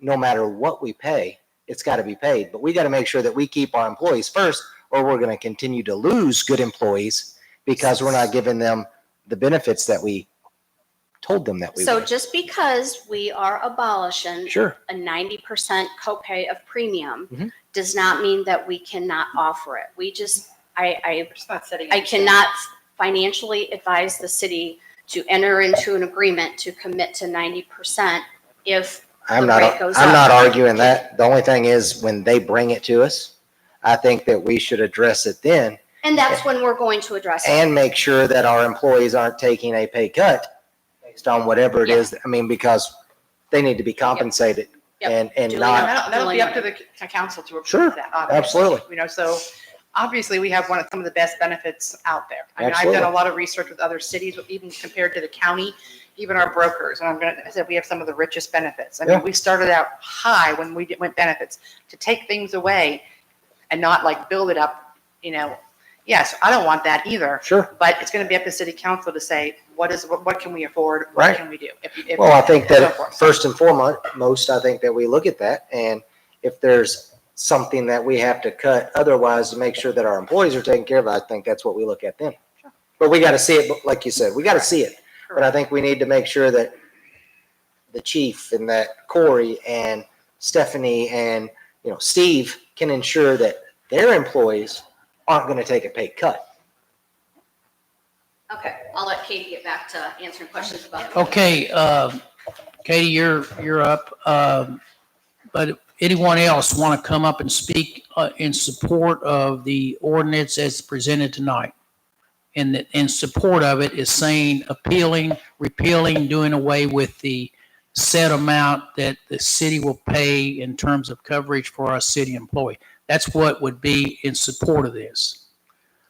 So no one, anyone come up and want to oppose the ordinance?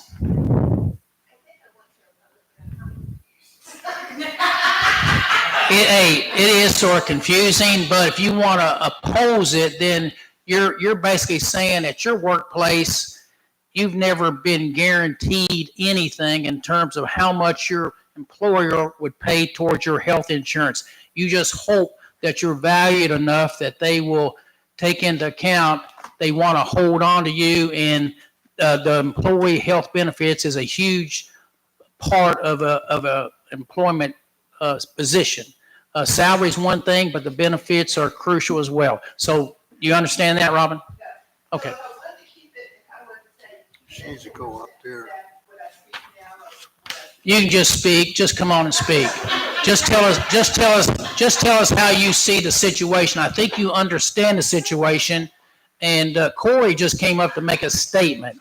He wasn't coming up, I don't think, to argue for or against. He just said, what's it going to be? So the motion on the table coming from the Personnel Committee is to repeal the obligation that the city has to guarantee that when the health insurance premiums come in, that the city will not pay any guaranteed amount to any employee from the passage of this ordinance forward. I would disagree with that. I would want it to keep it at 10%. So I'm just going to go ahead and speak. You want to keep it at 90%? Yes, 90% that the city pays.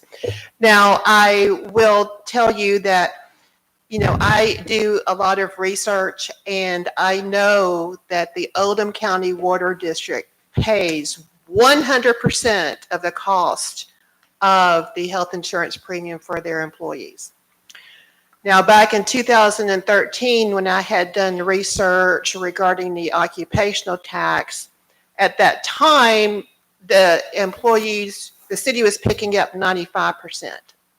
But there had been a mistake that had been made, and they were supposed to only pick up 90%. And this actually, this hit the Oldham era.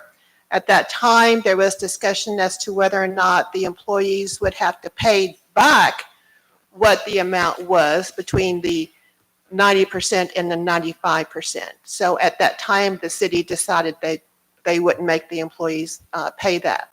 So I think I would, the issue of the rate and the issue of the percentage that the employees have to pay, those are two different issues. And to make sure that, we're able to keep our employees, I would ask that it stay at 10%. Thank you. It wouldn't be staying at 10%. It's not been at 10% according to the previous repeals of ordinances from going back to 2005. But the city has honored that commitment all these years. But there's a misunderstanding that it's still in effect. Well, actually, I would disagree with you. Okay, you're free to disagree. Yeah, but there was lots of articles that were done regarding this issue back in 2013, about the same time the occupational tax had passed. So, I think the issue was already addressed then, the 10% versus the 5%. And I just think it's important for the employees to know how much it is that they're supposed to be responsible for. Thank you. Yes, ma'am. Anyone else? For or against of the subject that we're discussing? No one else? I pay $700 a month for my insurance, so you'll hire. I'm 24. Okay, we've heard from the public. We've heard from interested parties. So I'd like to ask for a motion to close the public hearing, go back into regular session. Motion. Motion Second. made by Joe Davenport, second by Trey Kamer. All those in favor of the motion, let me know I'm saying aye. Aye. Anyone opposed? Okay. All right, you all, the city council knows what the subject is. The matter came from the Personnel Committee after review. and the Personnel Committee consists of Laura Taylor and whom else, Laura? This came through ordinance. I'm saying committee. ordinance, I'm sorry. I'm saying, who was on? Lucy and Joe. Lucy and Joe, and came through. Excuse me? Oh, this came from the ordinance. Ordinance. And who's on the ordinance committee? I'm sorry. Lucy and Joe and myself. Okay. I would just like to say that being in the public or working for the public entity of the city, many people value the health insurance. But I have the experience of working for many years in the private sector, and we never had the benefit of a certain percentage that was guaranteed to be paid by our employer. And I think that the city has been quite generous, and I think that the city officials have the intention to take care of the employees. This is really just aimed at not guaranteeing a certain percentage, trying to make it affordable for the city while still providing the best benefits that we can for the employees. Okay, thank you, Laura. Does any other rest of the committee members wish to speak based on what you heard or learned in the committee meeting? I believe that the employees want some type of reassurance that they're going to have some decent insurance. And I think it's probably going to come down to the point where we will take care to the best we can, to the best that we can, that we can agree with at the price. Maybe it's not as good as that you're used to, but we're all just going to have to come in and meet consensus as to what would be the best situation for the city and the employees. I think that's all what we want. We don't want to take things away, but there again, we have that fiscal responsibility to the city. So if you all understand, we're not trying to take anything, I wouldn't see it, that I would be trying to take anything away. And I would think that, I don't think my other people on council feel that same way too. I don't think they think we're trying to take something away. I think they just want to make sure that they're not going to take a pay cut. Right, well, More than anything. that's the last thing I would want to do. Well, we could keep it at 90% and then just go with jank insurance. So, if Yeah, we need to cut it. So I think this is, I get what Beach is saying, and, Right. and the committee was saying that they want to have that leverage to be able to keep a really good policy, and maybe, you pay a few dollars more, but the employees may want that versus jank insurance that's worth nothing. And okay, yeah, you only pay 10%, but it's not good for anything. Right. Okay, we have a motion and a second to adopt the ordinance and approve it tonight. Is any further discussion on the matter? And the matter before the council is to repeal the 90% guaranteed amount on any proposed health insurance premiums for the employee. So. And the other 22 ordinances. Yeah, that 20, yeah, previously throw those in there repealed. too. So, they're included as well. But the major one tonight is about the employees guaranteed 90%.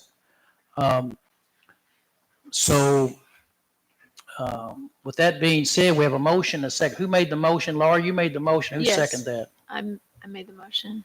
Who seconded the motion? I think it was Jason Kinzer. Yeah. Jason Kinzer. Okay. We'll start with Laura with a roll call vote. Yes. Trey, Yes. Kenneth, Yes, I want to make sure that we review those proposals when they come in. Joe, Yes. Jason Taylor, Yes. Jason Kinzer, Yes, I think it sounds scary, but I think it gives us the best option, to best to take care of the employees and get the best coverage that we can for them. So yes. Lucy, Yes. and Latasha. Yes.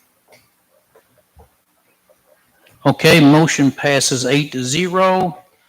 I will tell the public and everyone involved here, we do something already exceptionally good for the employee.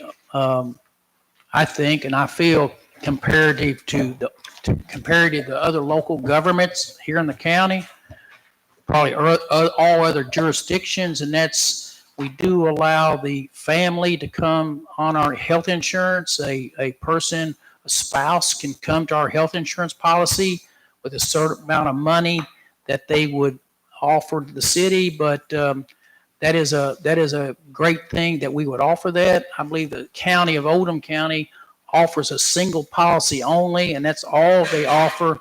But we include the family if they so choose to go that route. We pick up a large amount of that cost, and sometimes each person's cost to the city's in the range of $26,000 a year. So we have to be aware of that. But I'm like Kenneth, and I'm like Jason, and I hope I'm like the rest of the city council. We pride ourselves in this state that when we go to meetings, when we talk in personnel meetings, in HR meetings, these offerings are unheard of out in the state. I mean, I've heard them, and people say, when you have a next job opening, we'd like to know about it, just for the health purposes. But that's not to say that I, as mayor, won't push hard to understand the importance that whether it's public works folks, whether it's policemen, we're going to try our best to make that health package a great benefit to this city, because I think that's important along with their actual salary. So that's all I've got to say about it this time. Okay, let's move on. Thank you all for the discussion of that, okay? Second reading and public hearing of ordinance number 13, series 2025. Ordinance amending ordinances 11.02, 11.10, exempting entertainment services from license or permit requirements. This also has come through, I believe, the ordinance committee. So anyone like to give a update and review of what this ordinance is about? Beach, if you want to go first, you're welcome to, sir. Well, let me just do the required reading of ordinance number 13, series 2025, amending ordinances section 110.02 and section 111.10, exempting entertainment services from license or permit requirements. This basically is an exemption of musicians and music performances from having to pay the business license tax on the theory that they're good for economic development. They attract people out here and businesses out here that would use entertainment. And there's been one change between the first reading and the second reading, is there's a clarification. The first reading on the first paragraph 110.02E, we deleted the word from temporary entertainment services, because there was a question as to whether a person that the definition of a word temporary, because in other sections of the code, the word temporary is implied to mean 30 days or more, and that's not what was not the intention of this ordinance. So in both sections 110.02 and 111.10, the word temporary has been stricken, so that actually it just reads the individuals or groups who perform or assist in providing entertainment services such as actors, singers, musicians, dancers, stagehands, announcers, persons who play recorded music, and other artists who showcase their talents in public settings or in a licensed establishment are exempt from the business license tax. The other theory being the justification for this is that the business in which they are playing, if it has a license and is paying a business tax, then it would be wrong to double dip and tax both the performer and the licensed business. Okay. Beach, I hadn't thought about this until just now, but I want to make sure, and I think you just answered the question that they're playing for a place that already has one. I want to make sure that I don't know, Motown entertainment business doesn't come here and put in a headquarters, and we don't, they don't pay any taxes or business license or anything because we've forgotten to add that in. You know what I'm saying? If a big multi-million-dollar entertainment corporation came in here, would they want to make sure they're not exempted? Do you think No, they're good if on that legally? they're not, unless they're, that would not be applicable here. What would, I guess the other question might be, what if, the Rolling Stones decide to come? I mean, are they exempt from the paying the $65? I mean, I don't, it's silly arguments can be made, but we're really just talking about performers, mostly local performers. This was a huge disincentive to our local performers that said, we're not gonna, that's crazy. So. What, Okay, wait just a second, Kenneth. sorry. We're not going to get in, you can ask some questions if you need to get something clarified, but I'd rather get into the discussion of the ordinance once we have it back to the city council after public comment. But if you'd like to go ahead and ask Well, each clarify. I'll wait. Okay. Okay. Do we have a motion or a second from any council members to introduce the ordinance for a second reading? I'll make a motion to approve this ordinance exempting entertainment services from the business license or permit requirements. Okay. Motion has been made by Laura Taylor. Would there be a second? I'll second.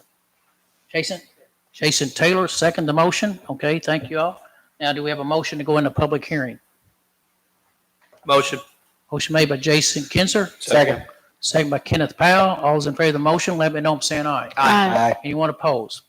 Okay, we're in a public hearing process right now. I will ask first for those to come up who are in support of the ordinance presented tonight. In support of the ordinance. I love coming up after I get 8 yeses up there. Got people in a yes mood, I hope. But basically, good evening, council members. My name is Brian. I'm a local karaoke DJ here in LaGrange. I'm here tonight respectfully to ask that the city remove all business license requirements for individual entertainers. Entertainers like me are not independent businesses. We're hired by bars, restaurants, and venues that are already fully licensed. Requiring performers to also carry a business license is redundant, and frankly, it penalizes those of us doing small part-time gigs. Many of us perform only a few times a week. A flat license fee can take a big bite out of our modest earnings, especially for young or just starting artists. This kind of rule discourages local talent and hurts venues that rely on live entertainment and draws customers. And make no mistake, entertainment drives real business. Studies show that every $100 spent on a live show generates around $300 in local spending on food, drinks, gas, shopping. Nationally, local venues generates billions in revenue and jobs. When people go out for karaoke, they don't just sing, they support small businesses. If regulation is needed, it makes more sense to work with the licensed venues, not the performers they book. LaGrange has the chance to be a culture-friendly town that supports the arts, small businesses, and working people. Rescinding this license requirement sends a message that we support local creativity and smart, targeted governance. Just locally, I know here the two biggest cities that we have here in Kentucky, I guess, Lexington and Louisville, neither of them licensed karaoke host or the performers there as well. So it's not like we're reinventing the wheel.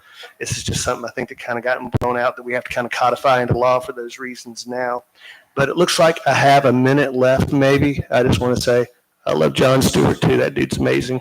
When you're looking for a public official though of any sort or whatever, I look for honesty, integrity, and just being a good dude really means the most. When my wife was having her stroke at 3:30 in the morning, she didn't have me call a family member or one of my best friends. She had me call John and Emily at 3:30 in the morning and have them to pray for us. I mean, you go into any restaurant in town, and it's what people do for you when you can do nothing back for them. There's not a single server in town that doesn't want him at their table with, waiting on him. He's just a good guy. So keep that in mind. Okay.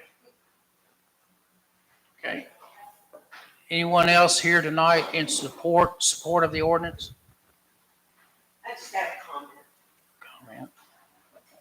I guess my comment will be, maybe Brian can help me with this, but the ASCAP fees that are payable in the city. How do you all handle those fees as an entertainer? Well, my Sheriff Fund subscription, which is the service I offer for the karaoke service I use, they pay the fees to the entertainers. And then there's another fee that the bar or the restaurant has to pay to ASCAP as well. Okay, I just want to make sure because we had a local business, that was doing some jamming and they came in without that license and, it's not cheap. So I just want to make sure that, all of our performers and entertainers are aware of that they can come into our city at any time.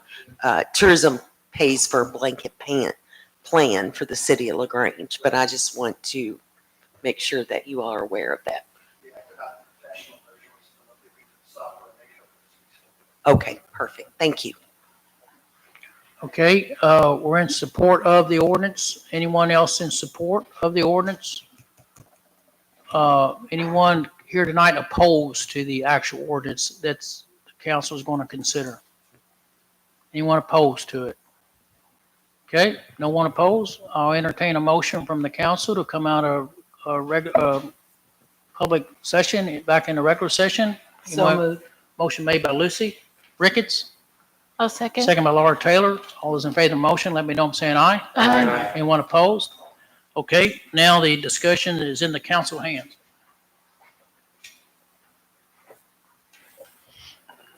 We talk about the word temporary, I guess. And if it's a entertainer, if it's a performer, if it's a singer, if it's dancers, stagehands, whatever we put in there. When these people go into any establishment that has paid their business license, is that, is the word, can they do this every day? Can they do this every other day? Can they do this once a month? Because if that's the case, anybody could really set up at any business as long as, or however long they want it, and do this. If you're running a business, I'm a small business owner. My family is they have businesses and they do work within the city. There's a lot of, people on this board that have businesses that pay their taxes and their business license every day, like most. I think that taking the word temporary is a bad thing out. I think that temporary is a limited amount of time. So, do we allow this to go once a month, 10 to 12 times a year? Or is it just a free-for-all that anybody with a karaoke machine, a guitar, or, a bag of magic tricks could show up at Ernesto's, 119, Gustavo's? They could show up there every day.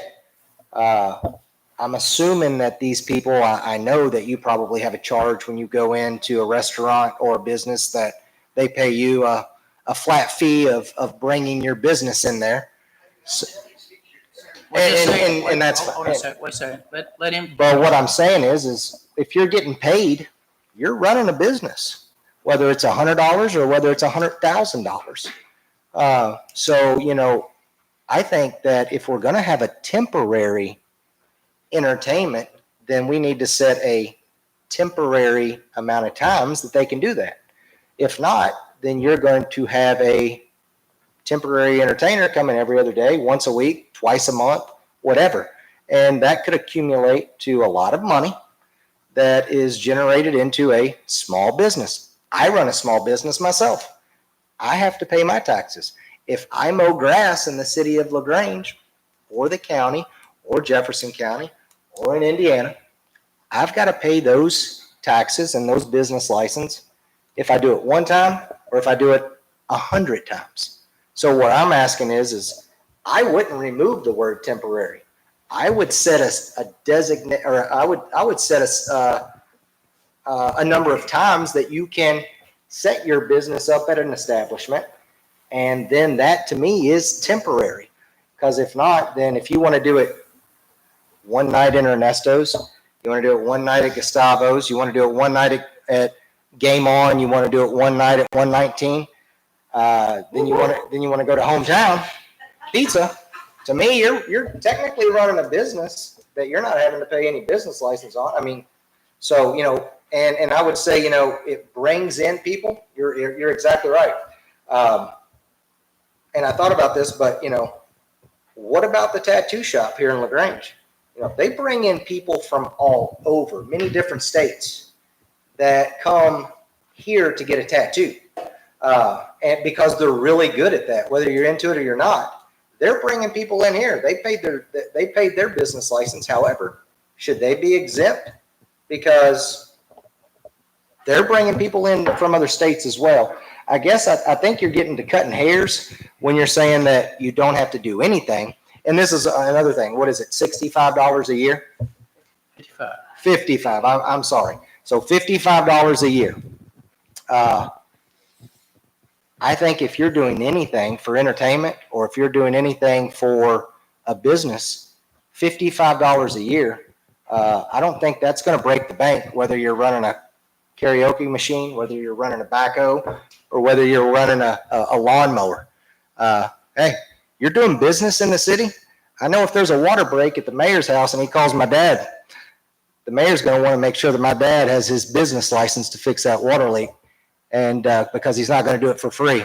If I call my buddy Mike Whalen to change the lights in my outside house from green to red because it's Christmas, those are temporary. I guarantee he's going to charge me. That's where, temporary. I don't think we should remove it. If we're going to keep temporary, we set a number of days or times that they can do it within the year.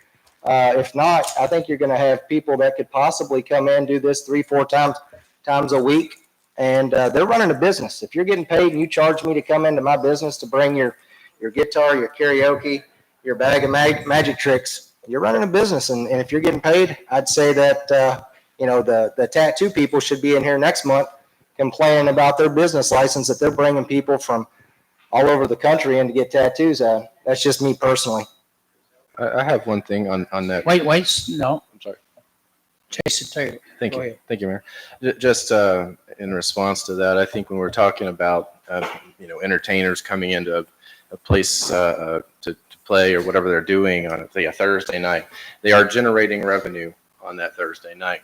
If they come and play Friday or Saturday night, it's not like they have suddenly stopped bringing revenue into the city. They are bringing it in again and again and every single time they play. And I can assure you that anybody mowing their grass is not having people gather around them, watching them, paying for other things in the city, generating that same revenue, watching people mow grass. So I just wanted to bring that difference up to that. Or what if I grabbed a guitar and sat on my mower and mowed your yard?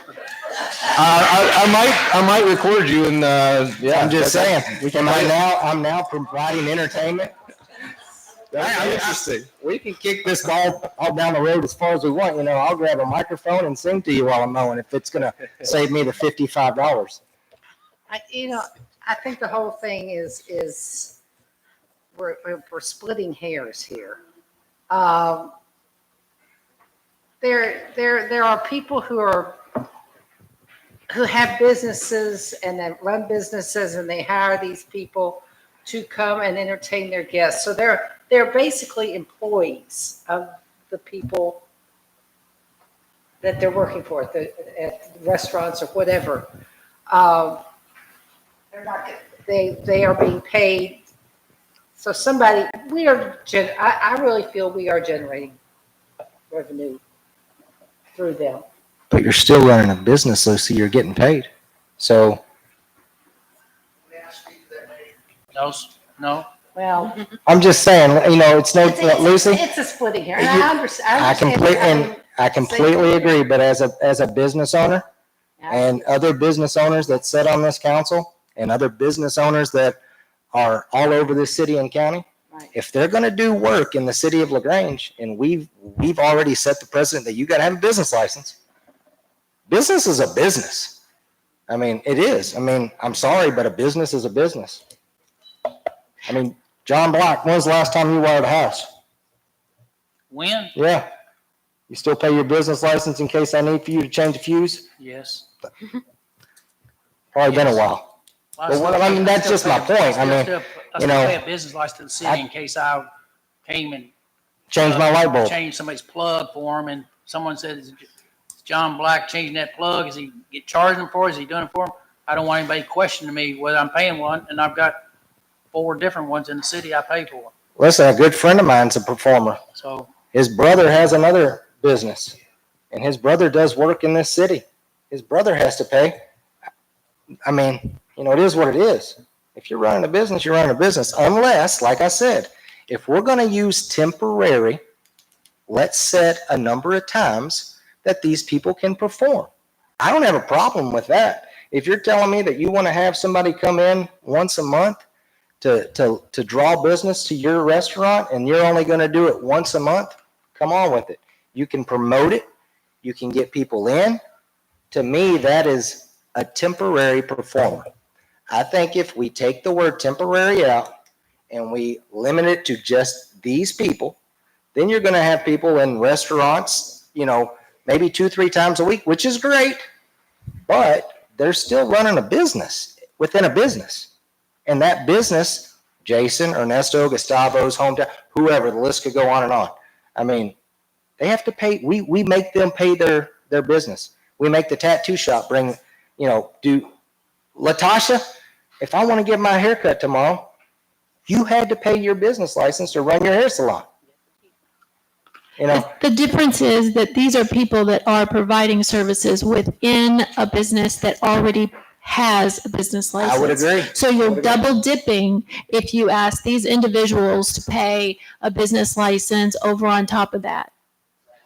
Well, then you got the building owner that pays a tax as well, because they own the building, so they pay a tax, and then the person running the business there pays a tax, and then the person that comes in to do a business at the business pays a tax. And I get what you're saying, though, Kenneth. I get that it's like you said about the tattoo place. Why do they got to pay a business license? But I don't know. I'm going to abstain. I'm a little too close to it anyway, so I'm gonna. Well, I mean, I could abstain too, because I've got family members and I've got good friends that have, I could abstain, but I'm not going to. I mean, I'm not going to. I'm not going to run from that. I'm not going to abstain. I'm going to vote because it's a business. And I think that you should do that. If you run a business and you're making money, that's $55. If you can't afford the $55, maybe you need to find another business or a hobby. What about those people that are just starting off, that are struggling, that are new to entertaining? You're dissuading them from coming to our city and providing services. You're dissuading people from coming from Louisville or J-Town or Lexington or wherever. It might be good entertainers that could come and generate money in our city. So that is why we need this exemption. I don't disagree, but I also know there's a cost to doing business, and you have to have a cost to start a business, and you have to know that going forward. Well, we can have a vote. That's why we're here. okay, any other council person wishing to make any comments on the matter before the council? Is this altogether different than what the bands come in for trackside tunes or anything? The bands that we hire have business licenses. They what? Any bands on hire have a license. They do? All the trackside tunes? Anyone on hire has a license. The balloon artist has a license. Wait, I thought Alan Lane was against this because he didn't have one. I thought his band was one that. Oh, he did get one. Okay. Okay. All right. I mean, I've never hired anybody without a license. So if everybody has a business license that we've hired, what are we voting on? Who's complaining?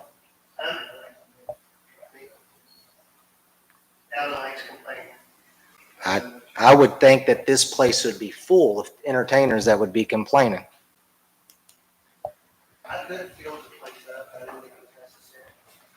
Maybe they should have. Okay, any other council member? We're in council discussion. So any other council member, because we're gonna go ahead and vote on this. And, I'm not gonna start with Laura Taylor this time. I'm gonna pass the starting point around. So we're gonna start with Jason Taylor and move to the right and then we'll come back to Laura and move back to the right again. So Jason, go first. All right, so we're going counterclockwise. We're going with you going first. All right, I'll vote yes. Okay? Jason Kinder, I'm going to abstain. I may have Brian play at the restaurant, so I need to abstain from it. okay, Lucy.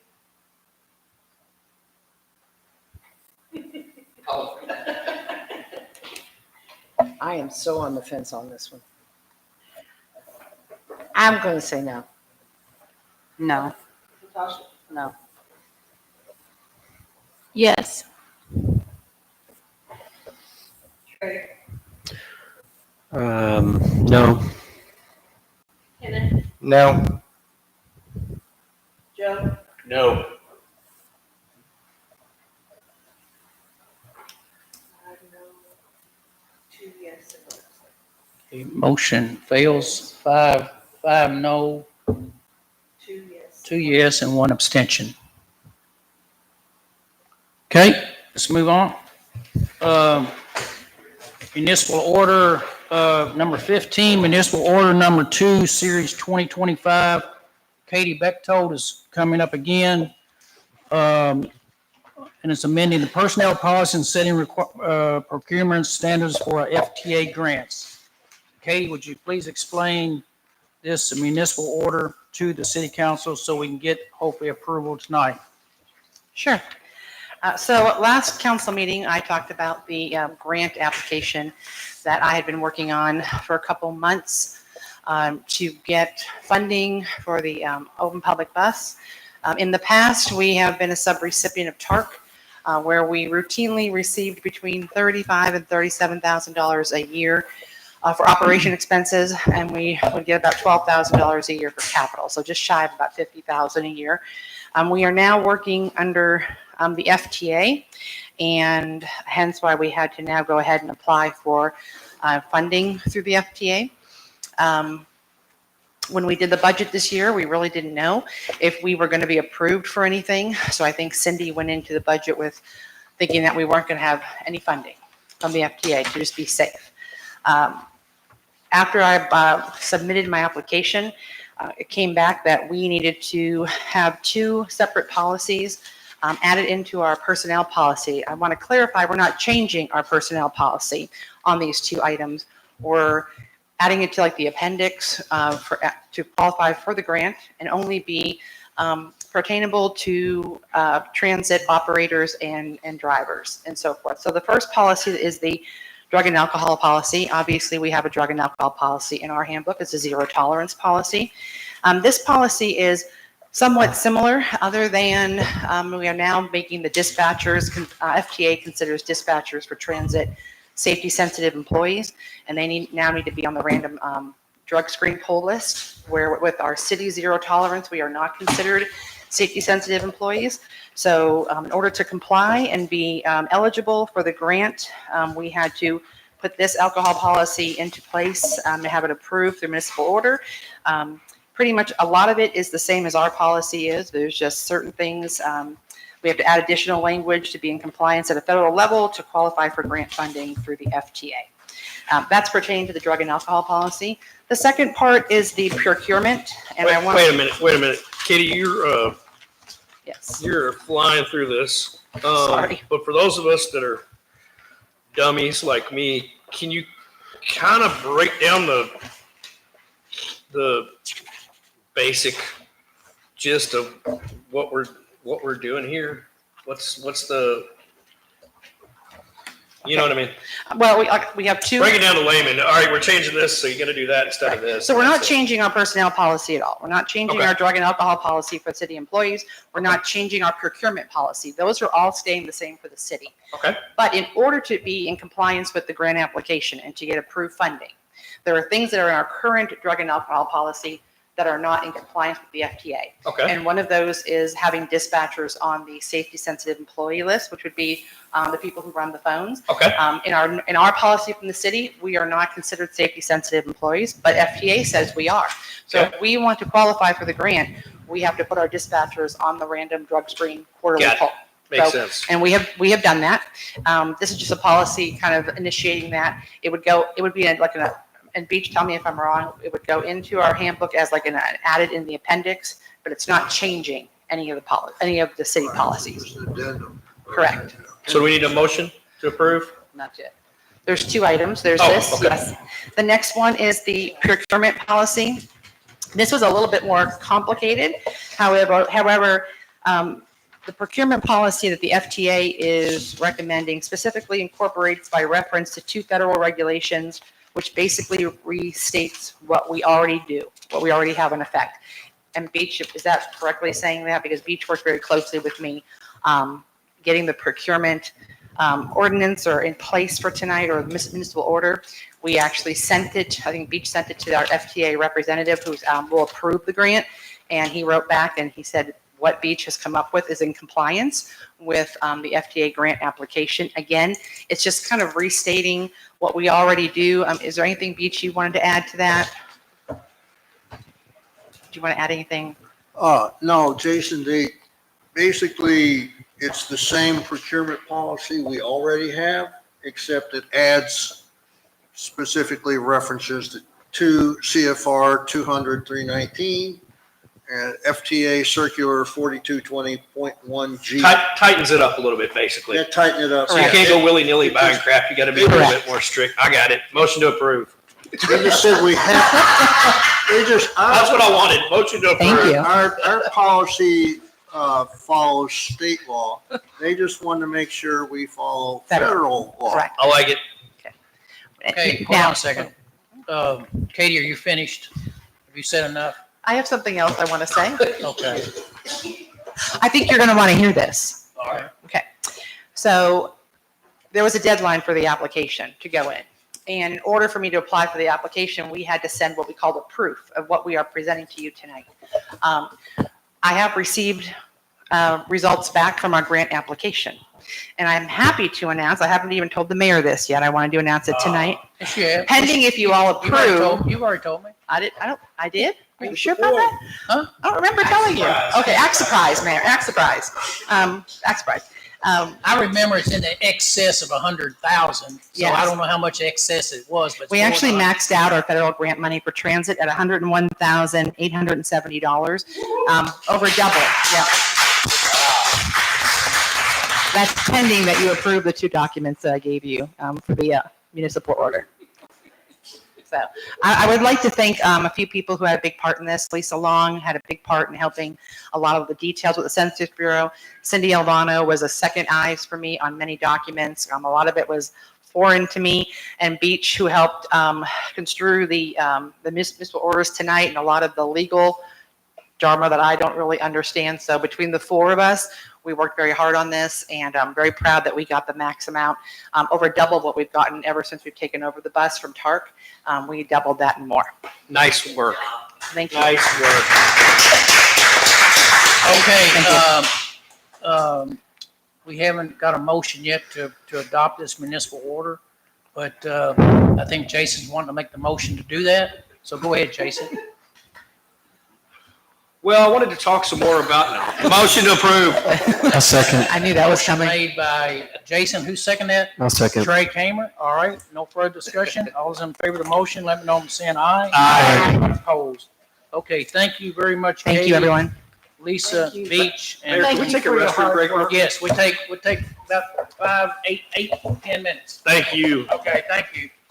Katie, thank you for all your hard work, because I know what you went through to do this.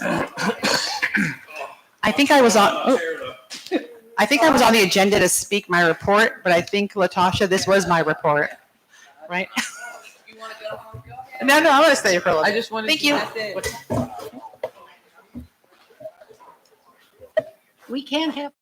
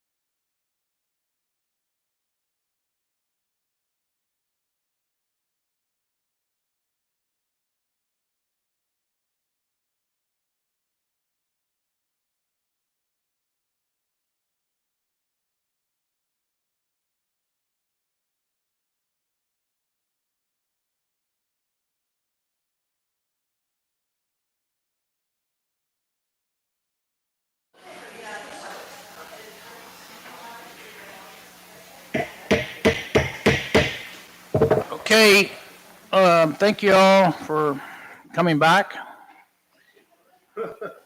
For those who came back, thank you. I guess you find it entertaining. As they say, it's the best show in town on Monday night. So we will, what'd you say? What'd you say, Russ? We will schedule another popcorn event and maybe next month, popcorn and Cokes we've had it before and do it again.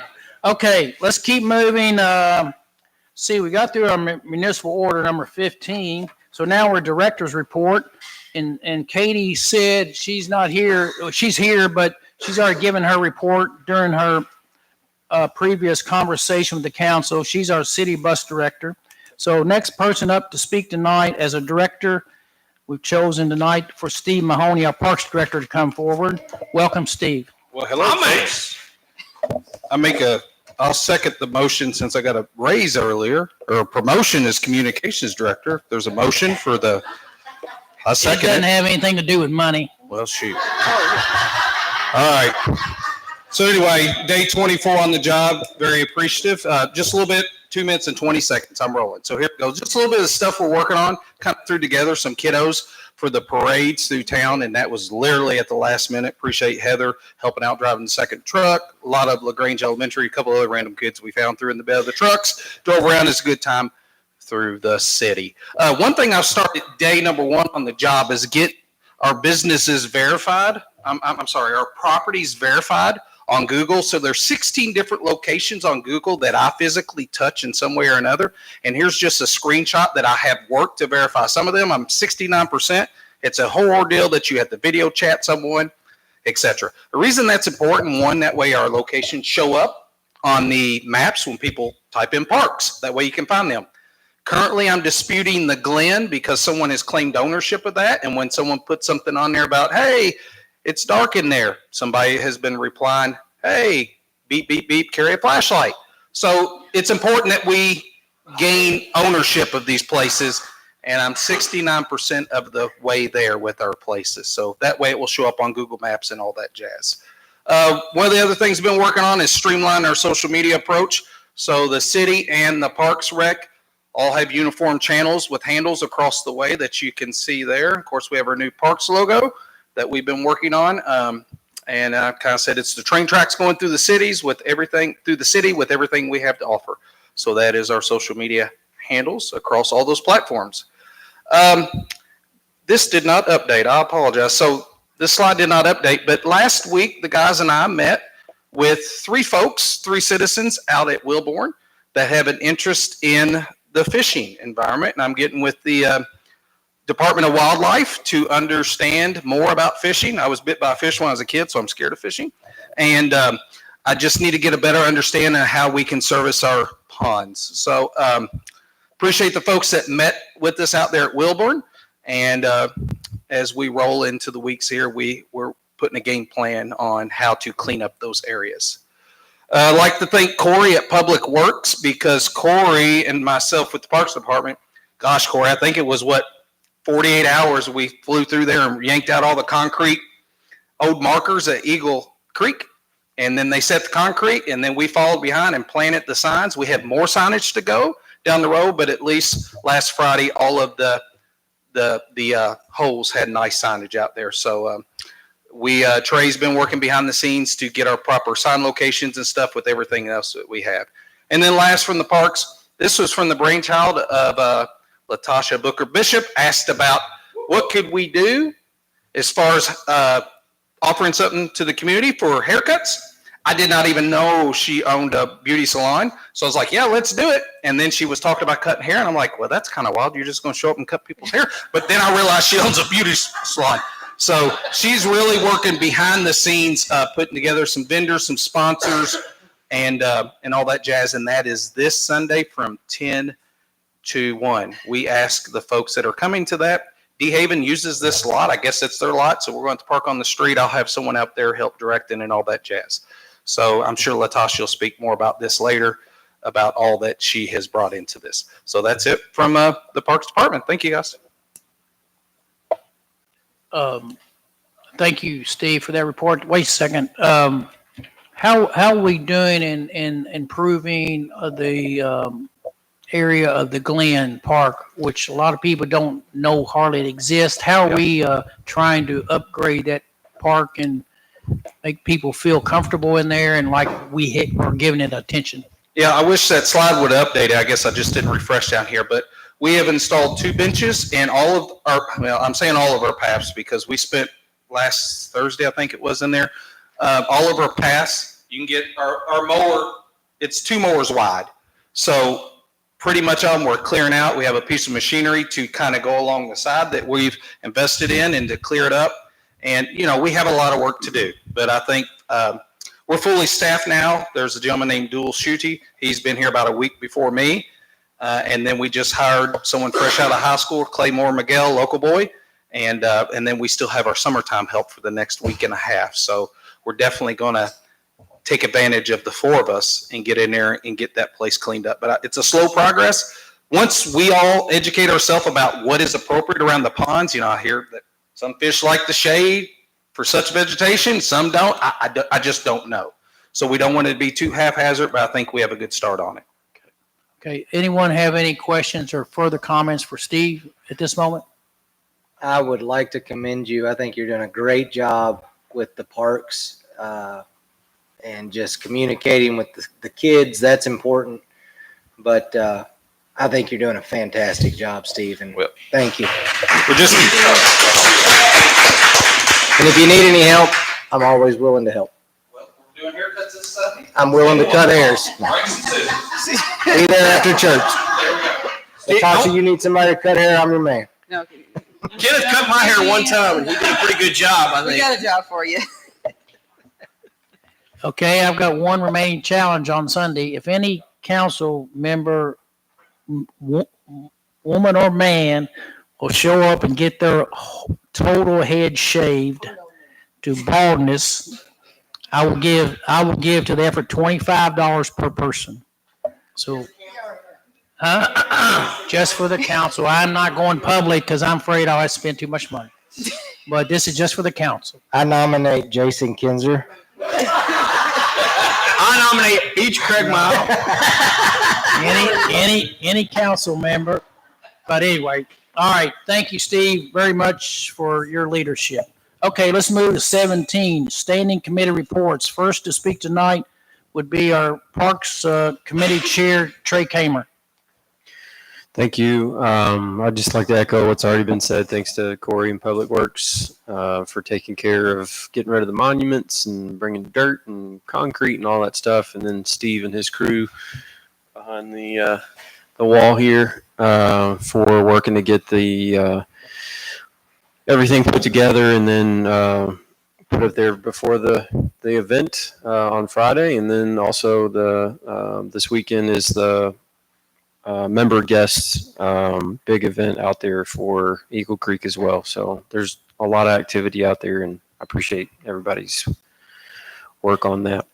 As far as the committee goes, we met on July 9th. We did discuss rekeying some things at 309, which Steve took care of, I think the next day, maybe the day after. It was very quickly. So that's already been completed.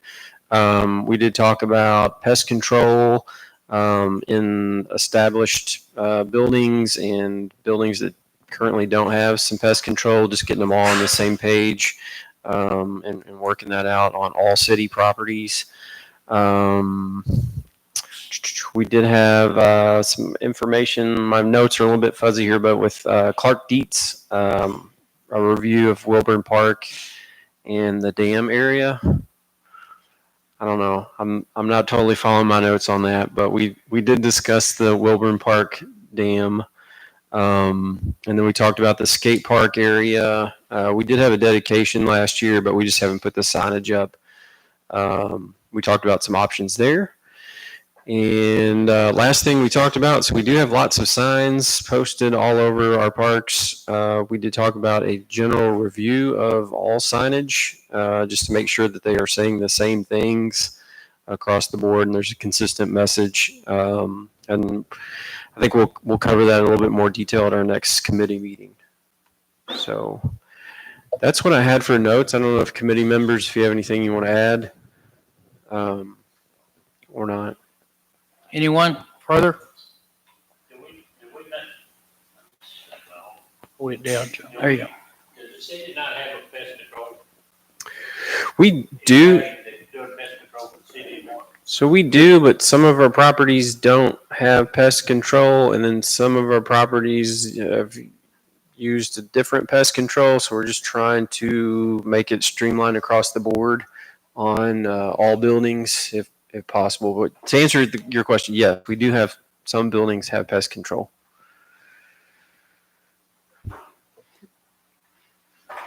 Okay. Does that answer your question or no? Yeah, I knew we had Yeah. wanted a pest control, and I didn't know how many were all treated. Yeah. Johnny with whatever, he comes in this place, yeah. He's great. Mhm. I don't know if Corey has any bugs at his place or not. Corey, do y'all kill you kill your own? Okay, Johnny goes down there, okay. And so the other ones would be 309 West Main, which is a new property, and then Eagle Creek Golf Course. So I don't know what else we're talking about. Okay. All right. Thank you, Trey. Appreciate it. Economic Community Development, Jason Kinzer. Thank you, Mayor. We had a great meeting on the 10th.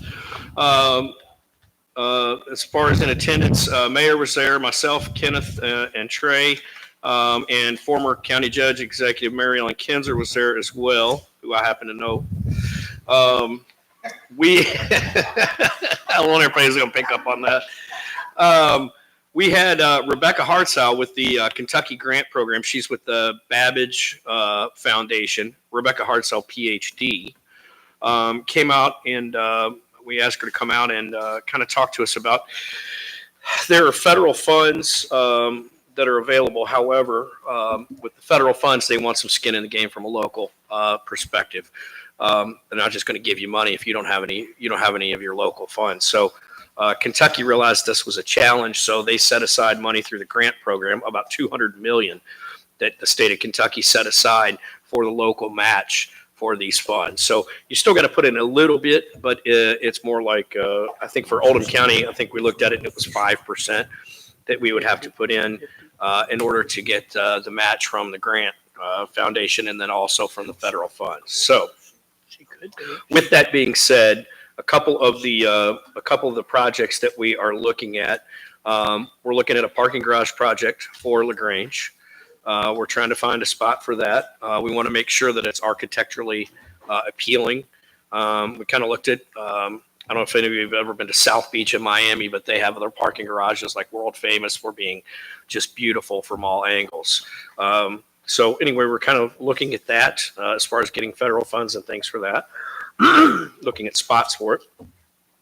We also, one of the things that I've been concerned about, having been born and raised here, so for a long time, it's been a concern for me, is I see going over the 71 bridge at night on 53, people walking back and forth, and they're walking from, some may work at Walmart, or they may work at Waffle House or whatever, and they always seem to be wearing dark clothing. And if they haven't been hit and killed yet, they're going to be. It's just a very dangerous situation. So that's one of the things that I asked Rebecca to kind of look at and take a look at some of the grants that we could get. The good thing is we wouldn't have to force around peg in a square hole or vice versa, because number one, it's a federal highway. So we got federal, with the 71, state highway 53. So the state kind of ties in there too. It goes toward reducing CO2 because walking versus driving. It's also a safety issue. It increases tourism because people will be able to come over from the hotels and things on that side, be able to walk over to the historic district of LaGrange. So anyway, it's just a win-win situation all the way around. So we're going to put together, Rebecca said, put together a list of 10 things that you would like to see because you never know which ones are going to be approved and not. So anyway, we're trying to do some big things that will help LaGrange move forward and help really make a difference. So that's one of the things that we've been working on. She had mentioned too, she kind of just went over how incredibly successful the grant program has been. Basically, she mentioned a bunch of different spots, from the city of Patesville doing a pool to Scottsville doing a multi-use path, like a walking path. In Wolf County, the Campton Walking Bridge. So we're kind of looking at that again, the arch as well, to kind of draw people into the historic district area. So she had mentioned that basically the bang for the buck is unbelievable. You end up putting in 15,000 as a local community and end up getting $15 million worth of funding. So it's just an incredible bang for the buck. And like I said, we as a committee thought those were pretty good programs with the parking garage and the walking bridge, and then as well the arch. So we're going to discuss at the next meeting further things that we can do with those federal and state funds. And the next meeting, because I'm out of town, so we're moving it to the 21st instead of the 14th for the next economic and community development meeting. So, and it's open to the public. So if any of you guys want to attend, come on over and hang out with us. We're pretty fun. August 21st instead of the 14th. Same bat time, same bat channel. Trey, Kenneth, Mayor, any of you guys got anything to add? I'd echo, it was a great presentation. I think she was going to send that to us. I don't know if she has yet, but it was a lot of good information and stuff to consider. Yep. KIPTA is going to be maybe involved in that too. There's a lot of different baskets to be able to dip in so that we don't have to come out of the pocket here with it so much. There's money in piles waiting to do good things like this. So Yeah, I think that's important that we try to get as much as we can as far as qualifying for that, because it's a good program. It's not just limited to the city. I think it's something too that that hopefully the county looks into, because I think there's a lot of advantages to what they could offer as a whole, not just with us, but hopefully that works out, because that was a good presentation and we did come away with a lot of good information and things that we could do better and make better around here. Yeah, agreed. For a fraction of the cost. Yeah, the return on investment was just unbelievable. I would like to add that as far as the parking structure, I've been talking with Judge Vogel, and I went to actually see him today, and he was not in at the moment I was there, but he is himself, the county supposedly has somewhere in the neighborhood, supposedly $3 to $4 million left over from the actual administrative office of the courts for the construction of the courthouse project downtown. And one of their allowables within the actual amount for the project is parking facilities, parking places, because of trying to lessen the impact on our town as far as parking places. So what we can definitely look at, you all, is I know he's trying to scout for different places where actually it would be accommodating to put a garage up in and around the downtown or courthouse area.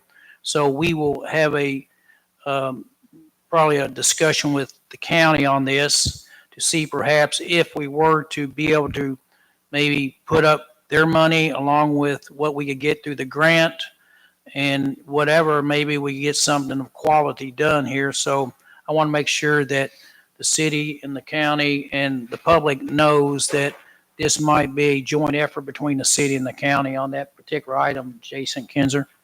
Okay? Yes, sir. Okay. All right. Thank you, Jason, for that report. Good meeting. Okay. Ordinance and Code Enforcement Committee, Laura Taylor. We actually did not have a separate meeting in July. We met on July 1st, and I did provide a summary of that at our city council meeting on the 7th. So we are continuing to work on the parking ordinance. It is very close and should be ready for presentation in September. and we are working on the ethics ordinance and the sign ordinance. Our next meeting will be held on August the 12th, which is next Tuesday at 5 o'clock. Thank you. As you are taking items for review, Laura, from the ordinance committee, I think a lot of our ordinances we have presently need to be looked at in time and in review to make sure it's where we want to be and where we feel the citizens want to be and but I would like to get in place a review of our historic district guidelines and the historical ordinance in general. And you're welcome to bring in the folks who actually part of the commission, part of the appointment structure. I think we have, again, 2 more vacancies, and it's really hard to find folks who meet the standards and the criteria in the ordinance who should be on the historic commission based on pre-qualifications, whether you're an architect, whether you're an interior designer, but that and just the whole guidelines and the ordinance in review of where we are as a city with our historical ordinance itself. Okay? Okay. I'll So add just that. put that in line and you get to it next year, maybe. Okay. Thank you. Okay? Thank you. But at least you have it as a topic for future discussion, okay? Yes. Thank you. All right. Thank you, Laura, for your report. Personnel and Insurance, Lucy Ricketts. Okay, first of all, I want to apologize. We haven't really gotten a lot as accomplished as I had wanted to. Some of it has to do with, I have been ill, and just a lot of things we've had to do with personnel matters and the bus going on, that grant. But we're looking at the personnel manual to do some municipal orders to update the record and update what's in there and correct it. So that is our main thing that we have to do. Now, we're going to meet this week, and I thought it was Tuesday, but now I think it's Wednesday, right? Is it Wednesday? Yes. Okay, well, I have a conflict, Okay. and I was not aware of it. Is it next Wednesday? That's what I, Oh, good, that works out much better. Yeah, next one. Okay, then we're fine. Then we'll be meeting next Wednesday, and it, well, this. no, this Wednesday? This Wednesday, because next Wednesday is parks. This is. Okay, this Wednesday. Well, I have a conflict. So if we could meet, you'll have any other time that we You can want to do meet? it next Monday or Tuesday? Next Monday? That, next Monday's fine with me. Okay, Work for you, Asaj? Next Monday. Monday at 6, and I will have all my, promise, have all my ducks in a row. And that we can go over that and, Long range planning this month? yeah. What date is that? I think it might be that month. It's either the second It's or a the Monday. third Monday. Yeah, I think it's the third. Is it third Monday? Third, then it's the 18th, okay. Okay, so we're fine. Okay. Personnel and HR is jarringly exciting stuff we found. Yeah, it really is.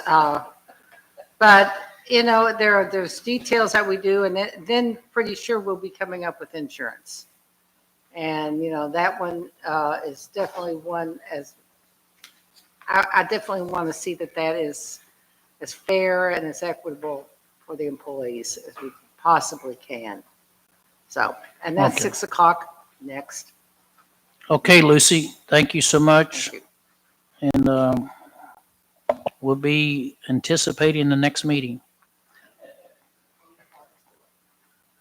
Okay, item 18, reappointment of John Stewart to the Old LaGrange Development Authority, ODA, for a 4-year term from 8/1/25 to 8/1/29. So we sent his resume bio home in the packet, so make sure everyone's familiar with John's background. And this is my recommendation for the reappointment of John Stewart. I'll say this to open up with.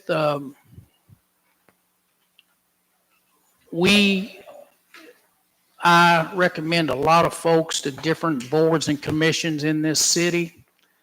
And when I recommend them for reasons of giving them the ability to be good stewards of our city and its future in whatever endeavor they have chosen to be a part of. We've got Board of Adjustments and Appeals. We have appointments to Planning and Zoning. We have appointments to the Ethics Commission. We have appointments to the Code Enforcement Board. And I've listed all these folks down here, and never, ever have I ever called anyone before a vote and tried to tell them how to vote for anything. I don't think it's appropriate. I think they need to remove their decisions from political interference. They're not there for political reasons. They're there to listen to the facts and not be persuaded by any one of us to try to shift their opinion. And there's been some controversial things here concerning Board of Adjustments, ethics coming up, Planning Zone. We have 2 members there. And I never, ever tried to convince Sue Ann Jones or Tom Marsh to vote any one way. I've given them the ability to sit there and try to make great votes based on the facts before them. And that's what I think we need to always consider, and not let any political differences, philosophies take part in how they conduct their business. So I feel like John Stewart is a independent thinker. He's a guy who gives hours and hours and hours and hours of time to this city on other developments, other appointments, alley loop. I don't know how many hours he spends there trying to have been the chairman of that. And anytime you ask John to help out picking up trash, I see him picking up trash at 5:30 in the morning across this city with his 50-pound backpack on. I mean, you can't ask for a better person. Now, if you feel like one decision should be the future of his ability to serve, I hope that not be the case, as what I think this dislike of John has come down to on Facebook today or wherever I saw it. And I think that's not good, that one person makes a decision based on facts that he gets from his own attorney that represents the board. Granted, they could go against their attorney's suggestions, but that's just the way it came down. So my appointment tonight of John Stewart is because he's a good local citizen who lives here in LaGrange, and I promise you his best heart is in for this city of LaGrange.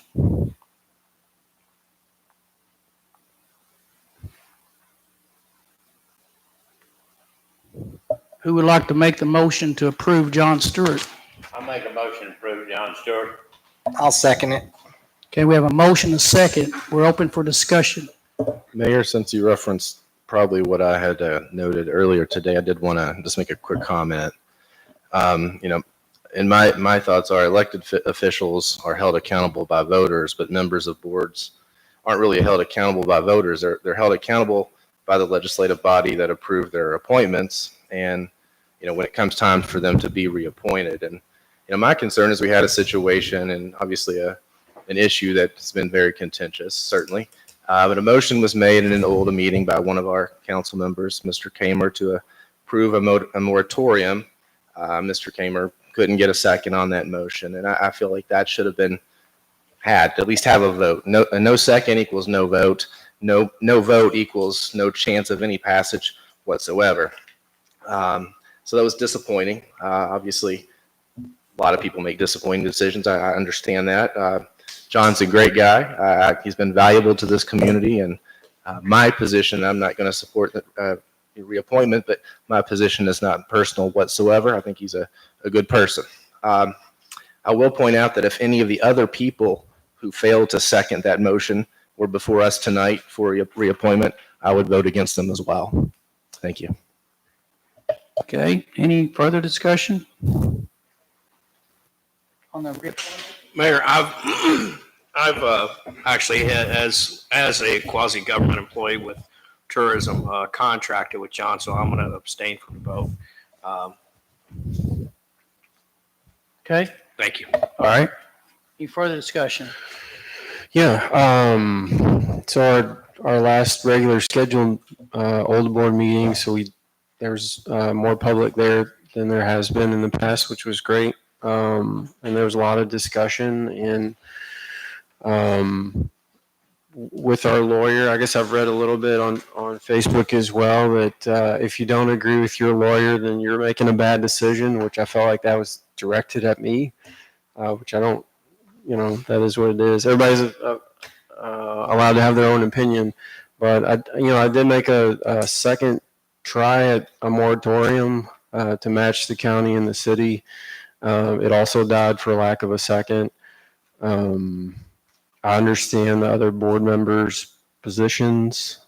I think it's good when we all don't agree from time to time, just depending on whatever the issue is. But I would have liked for it to at least have more discussion and take a vote, but it just didn't. So, I think several people have referenced the second moratorium. I just wanted to give a little bit of background on what that was, because I didn't speak to that until now. So. Trey, this is not to do with the vote because I'm abstaining from that, but my understanding is that the attorney was wrong, because no application can be brought before planning and zoning because they are under a moratorium. So the point of going against it was basically the attorney was wrong. There's no way they can bring an application because planning and zoning cannot accept it because they are bound by the moratorium from the county and city. That's it. Okay, Mr. Craig Mile, you don't have to intervene at all unless council wants to hear anything from a legal perspective, but is there any further discussion on the reappointment? If not, we're going to start with Joe Davenport and move to the left, then come to Latasha and move to the left. Okay? Joe? Yes. Kenneth, Yes. Trey, Yes. Laura, No. Latasha, Yes. Lucy, Yes. Jason Kinder, Abstain. Jason Taylor. No. 5 yes, 1 or 2 no. Okay. Okay, motion passes. Okay, now we're ready for our next public comment, item 19. Anyone still here tonight want to speak publicly one more time? Sure? Okay. All right. Okay, for the council, open discussion related to any or new business. Any council member want to bring up anything related to any old or new business? I'd like to. Yes, sir. So since he's here, I'd just like to say thank you to Corey Adams for his time with the city. He's been a great asset. I think his first meeting with the council was my first meeting. And I appreciate all the work he's done for our city. Sorry, my voice is cracking up a little bit now. But he's going to be missed, and he's been a great asset to the city. So I'd just like to say thank you. I'll second that. I haven't accepted his resignation yet. I'll follow that up. It's not passed yet. Who makes a motion not to accept it? No, all the council got a letter from Corey, and Corey, you're welcome to come up and say a few words if you choose to. Corey's last day with us will be this Saturday. As Trey said, Corey has been certainly a good street officer. That's what I believe Corey likes, is street law enforcement. We put him in a next to command position 6 months ago, and probably the fact he couldn't get out on the street as much as he'd like to, that probably wasn't good, but I think he's moving on to another department, which, once again, a lot of competition in police departments this day and time, and it's part of the game right now. So, Corey, thank you. How many years you been with us, sir? A little over 10 and a half. Well, 10 and a half. Well, we hate to see you go, buddy, but we'll see you back around someday. It was not an easy decision, but I'm very thankful for the opportunity to serve the community. Last 10 and a half years, I'm thankful for the mayor's support and encouragement.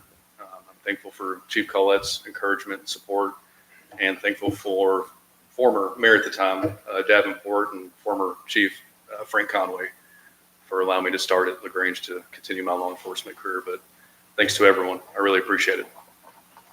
Well, we thank you. Absolutely. So thank you very much. Thank you.